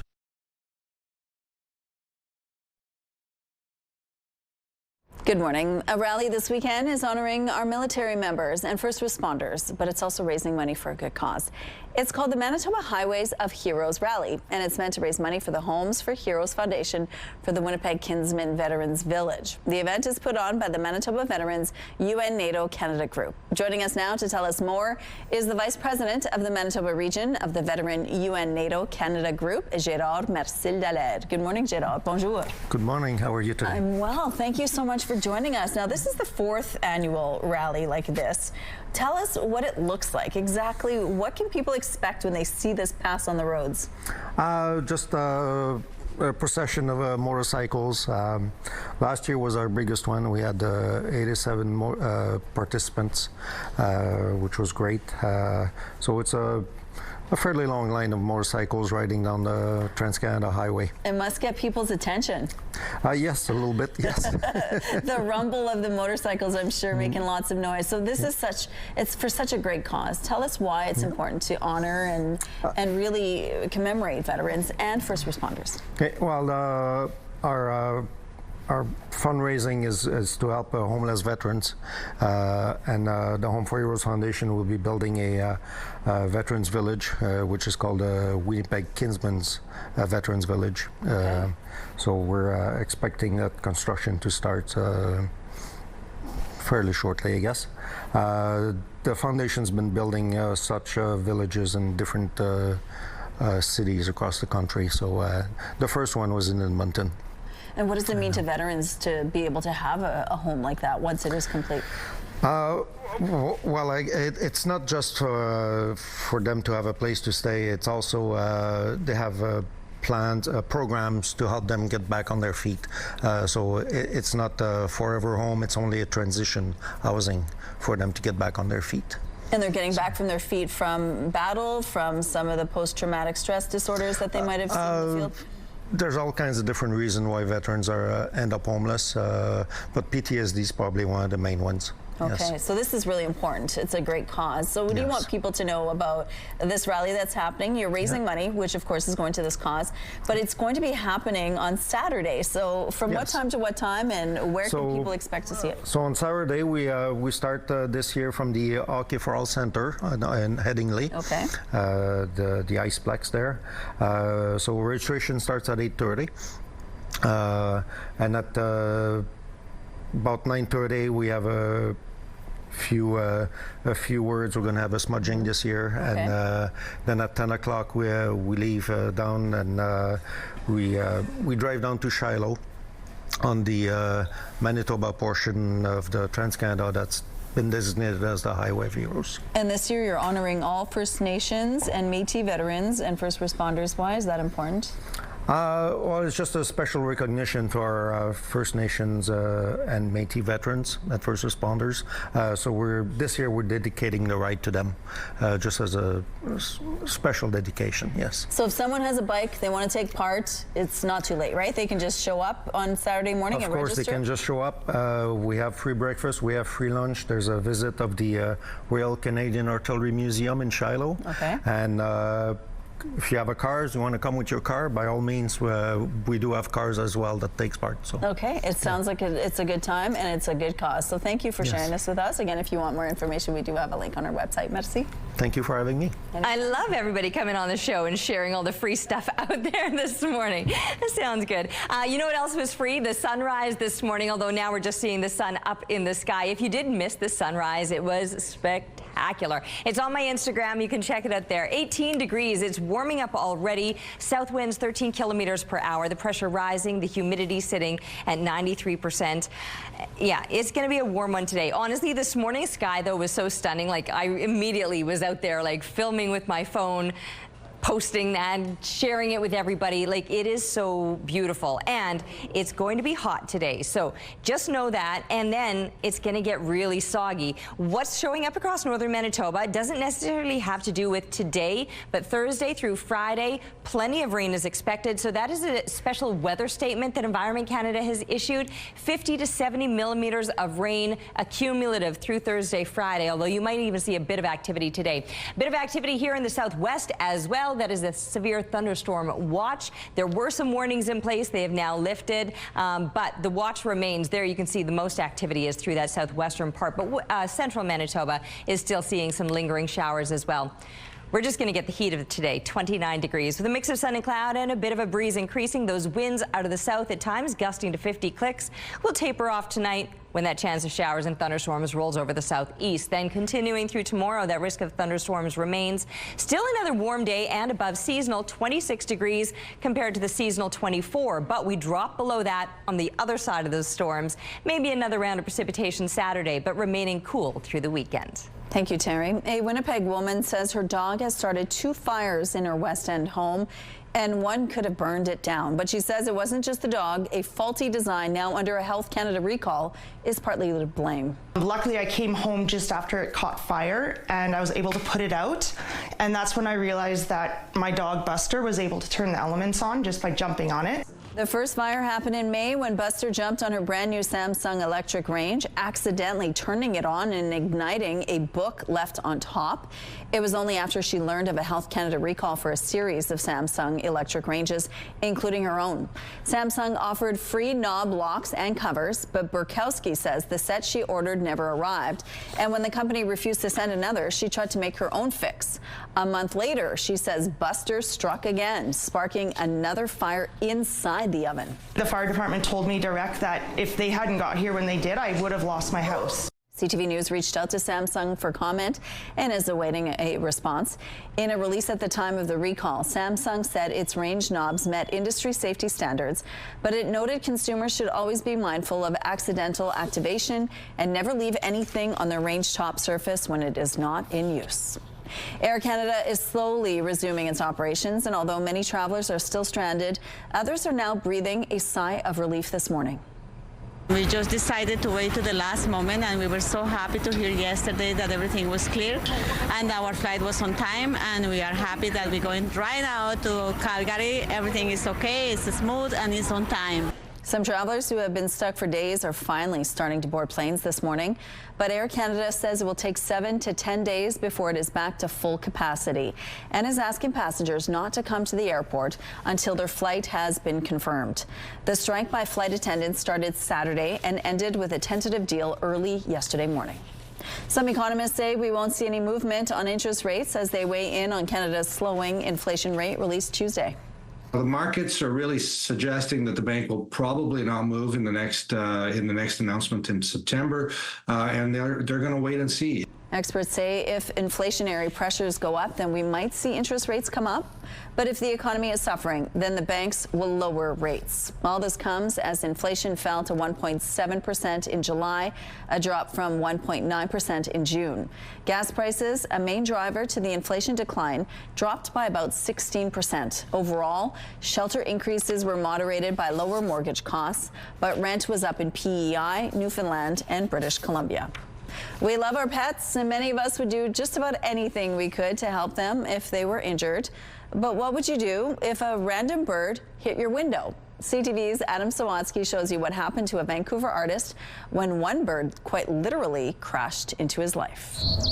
As Paul Lewis draws outside this summer, he's reminded of when he was painting inside that winter and something smacked into his window. Bang! I was like, what the heck was that? When Paul went outside to help the bird, it didn't respond. So he was all limp and it was like he was dead. I'm like, okay, well, maybe he's not breathing. So Paul brought him inside and started performing CPR on the bird. Started little breaths on his little mouth, and I was pumping his little chest there. And before he shows us what happened next, Paul says he's done this sort of thing before, like when he tried to save this other bird after spotting it stunned in the middle of a busy street. So I stopped traffic. He was going to get run over. I ran out, I picked him up, brought him into my car. Where Paul comforted the bird until he could fly away on his own.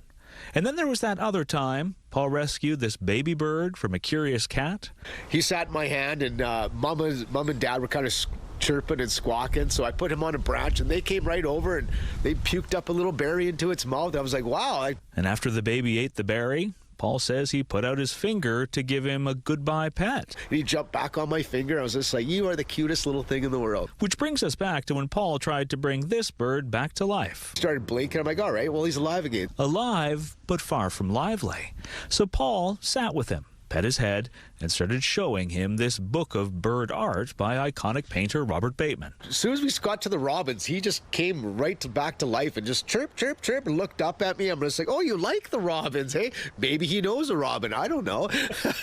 What Paul does know is that the bird seemed inspired by it all, and before eventually flying away, seemed to express his gratitude. I just loved the way he just looked back and gave me this. It was the cutest little wink, and then he flew away. I'm like, all right. Good luck. A reminder that if we take time to notice what's around us and respond to what we see, we just might find that even our smallest actions make a big impact. Adam Sawatsky, CTV News, Colwood. Lucky bird. All right, taking a look at what's going on Main and Broadway. It looks like things appear to be moving quite well here. No issues to tell you about in this part of the city. If you see any issues out on the streets, though, please let us know. And here's a look at your gas prices. The Canadian average is $1.35, while the provincial average is lower at $1.32. In Winnipeg, the average is $1.33. And the lowest price in Winnipeg is $1.27. All this info is on gasbuddy.com. Price at the Pump brought to you by kidneycard.ca. Get a free tow and a tax receipt for value of your car. Let's go back now to Ozempic. There is a festival happening in Beauséjour this weekend. It's not just about art, but it's also music. Good morning. Bowhead Arts Festival, Rochelle's happening all weekend long. Kalia and Sydney join us to tell us all about it, and music is on site as well. How cool is that? Kalia, we'll start with you. Kidney is the name of the duo. I absolutely love it. Tell us about how you guys got together. Well, we actually started performing in Haystack Youth Productions. They're also going to be performing at the Arts Fest. It's a drama theater company, a local theater company.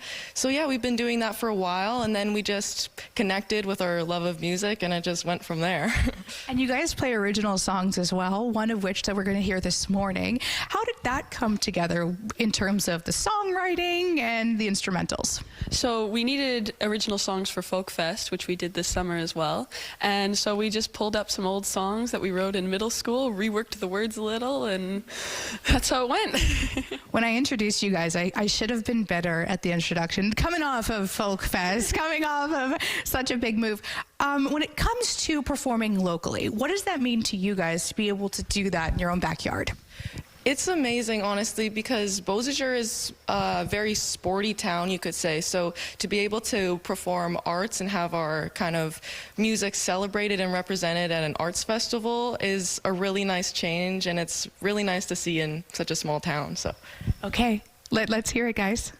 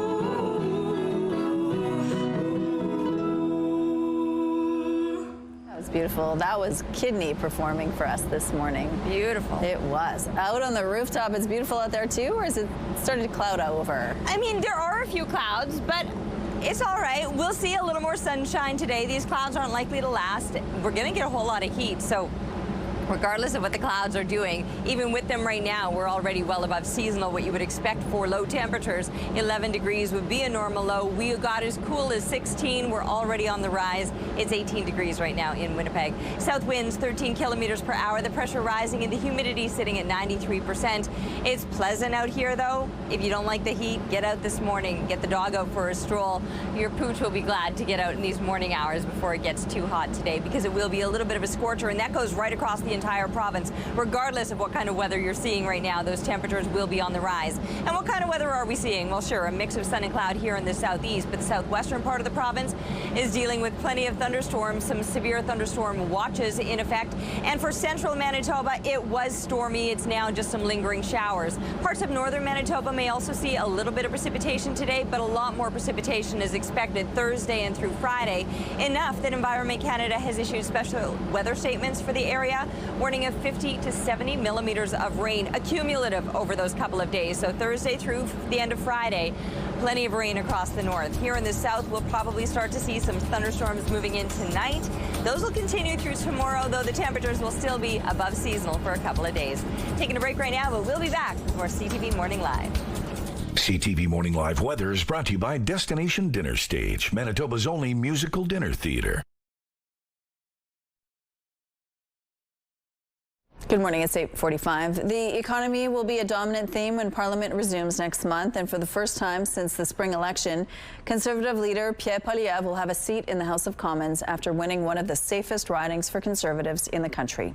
CTV's Kathy Lee on the reaction and what some Alberta voters believe could be at risk. A triumphant return to Parliament, Pierre Polyv clinching victory in a high-stakes by-election with a landslide 80% of the vote. Getting to know the people in this region has been the privilege of my life. His supporters in Camrose rejoicing. I'm very, very pleased and happy with how it all went. We need somebody for the West, and I think he's the guy for it. This is conservative country. The decisive win for the Conservative leader was expected. Battle River Crowfoot have traditionally elected a Conservative MP with between 70 and 85% of the vote. The sprawling rural central Alberta riding was strategically selected after Polyv lost his seat in the general election.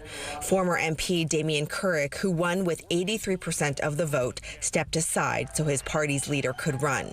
Even in this safe riding, many wondered if he could match his predecessor's support. I was very surprised that Mr. Polyv would get 80%. I thought it was going to be a little bit less. No, I'm not surprised at all. Strong backing aside, some say Polyv parachuted in and may not prioritize local concerns in Ottawa.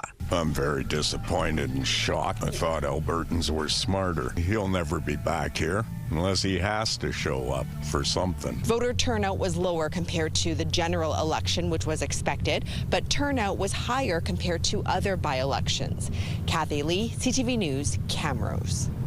If you haven't done your back-to-school shopping yet, we've got some great ideas for you. Michelle Jobin joins me this morning, a lifestyle expert and a mom. So I know you've been busy doing some back-to-school shopping, Michelle. Share some of your tips with us. Absolutely, Terry. Thank you so much for having me on. It's such a busy time of the year for all of us. We want to make sure we're maximizing our budget and also motivating our kids. So I have some ideas on how to make things sort of feel special and personalized at a range of price points that'll suit your family and also motivate kids from kindergarten right on up through college and university. I love that because I've got one going into grade 12 and he could use a little motivation, let me tell you. There you go. Where do you want to start this morning, Michelle? I want to start with a brand that is proudly Canadian and locally owned and is a one-stop shop for back to school, and that is Giant Tiger. Lots to love there. You can get everything you need without breaking the budget. Backpacks are a huge must-have, obviously, for so many kids back to school. They have a wide range of backpacks, but also great ways to make them personalized. I found these backpacks that have these little charm kits that come with them, and you can also buy additional charm kits if you want to maximize that and make those backpacks easy to identify and feel special and personalized for the kids. They also have ones that come with matching lunch boxes. I love the little hats with the charm kits as well. Just those special personalized touches. Fashion, head to toe at Giant Tiger without breaking the budget. T-shirts that are 2 for $10. Fun video game motifs, love that. Hoodies, jogging pants, track pants, all of those things. Shoes even at great price points, but great style as well that your kids are going to feel great in and love, and your wallet will love as well. Lunches are a huge thing, of course, as well, Terry. Having that special lunchbox that the kids can pick out with a character that they love is a huge thing, especially for the little ones. Bluey is huge right now. Giant Tiger has Bluey. They have Wednesday. They have Batman, which is just a perennial classic as well. Yes. Right. Kids will love those kind of things, that special little touch every day that makes it feel very much their own. And Giant Tiger also has all the things to go in the lunches, all the snacks from their Giant Value line, which has great value and satisfaction guaranteed. That makes it all flavors. so easy. Yeah, when it's just one-stop shopping like that. Michelle, we don't want to run out of time, and I know you've got more to share with us. I do. One thing I want to talk about is those morning routines, getting you out the door faster, motivating the kids. I am a huge fan of Hello products. They have a way of making the everyday yay in all those little moments, from putting on deodorant to mouthwash to brushing your teeth. And their Dragon Dazzle toothpaste literally has sparkles in it. Kids will absolutely love it. My son loves the natural raspberry flavor. It's not that spicy mint that kids don't like. Good for ages 2 and up, and has none of the nasties. No SLS, no parabens, no preservatives, no artificial flavors or colors. And I need to tell you, no dragons were harmed in the making of this toothpaste. It is vegan and cruelty-free, and you can find out more at helloproducts.ca. And nice when you don't have to battle with them, when it's the flavor that they're actually, right? Streamline that morning. Quickly, your last thing that you're going to share with us today. I really want to talk about those kids going off to college and university that might be traveling. You want to make sure they have stuff that is functional and durable, but also cool and stylish. And I love the brand Lo-Gel for this. I have a great Voja suitcase from them. It's huge. They can fit all their laundry when they're coming home from Thanksgiving in this one. Great, easy to identify color, this seaweed green. And you can also personalize. They have these initial patches that you can put on. I've got my initials MJ on that. Easy to find in the dorm and the airport. They've got great totes for every day, for your laptop, for your bags, tech organizers, desk trays, pen carriers. Keep it all organized so you can focus on your work, and also sustainable. Lojal.ca. Love that. And it's so chic and stylish. Never mind the kids. I'll be looking for that for my next vacation. Exactly. Michelle, thank you so much for joining us. We really appreciate all your insight. Thank you so much, Terry. Yeah, summer winding down. It's tough to believe, and it's certainly not going to feel like it today because we've got plenty of summertime heat still coming our way. 18 degrees right now. There's a few extra clouds, but I think we'll see increasing amounts of sunshine as we continue on through the day, and increasing temperatures, of course. Also increasing winds. They're light right now out of the south, 13 kilometers per hour. Pressure rising, the humidity sitting at 93%. But yeah, those winds will be getting stronger. All right, couple of things showing up on our warnings map. We've got a special weather statement issued across northern Manitoba. This has to do with the rain that's coming Thursday through Friday, 50 to 70 millimeters. There might be a little bit of precipitation today, but this mostly is warning of what's to come in the days ahead. Now, this is slightly different purple or pink than what we're seeing off to the west. That is an excessive heat warning through much of southern Saskatchewan, and then here through southwestern Manitoba, a severe thunderstorm watch. Some other areas had been issued that earlier this morning, but it's now downgraded. You can see it was stormy. Now it's just some showers, but still very much a stormy event here through the southwest. We're not going to see that here in Winnipeg, not today, but tonight could be a bit of a different story. Today, the heat gets cranked up, the winds will pick up 29 degrees, and then tonight those storms moving in will continue through tomorrow. After that, temperatures dropping off. It's going to be a little bit of a cool down for the weekend, but by the middle of next week, those temperatures, they're going to be on the rise all over again. We're taking a break right now, but stick around. We'll be back with more on CTV Morning Live.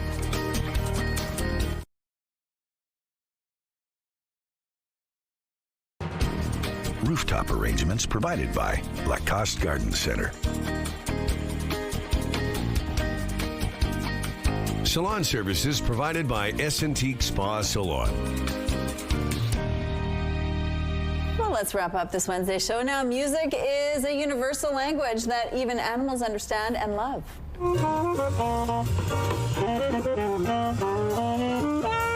Jazz is the music of choice at this farm. From the saxophone to the trumpet, the llamas and goats are loving the music and interested in the instruments.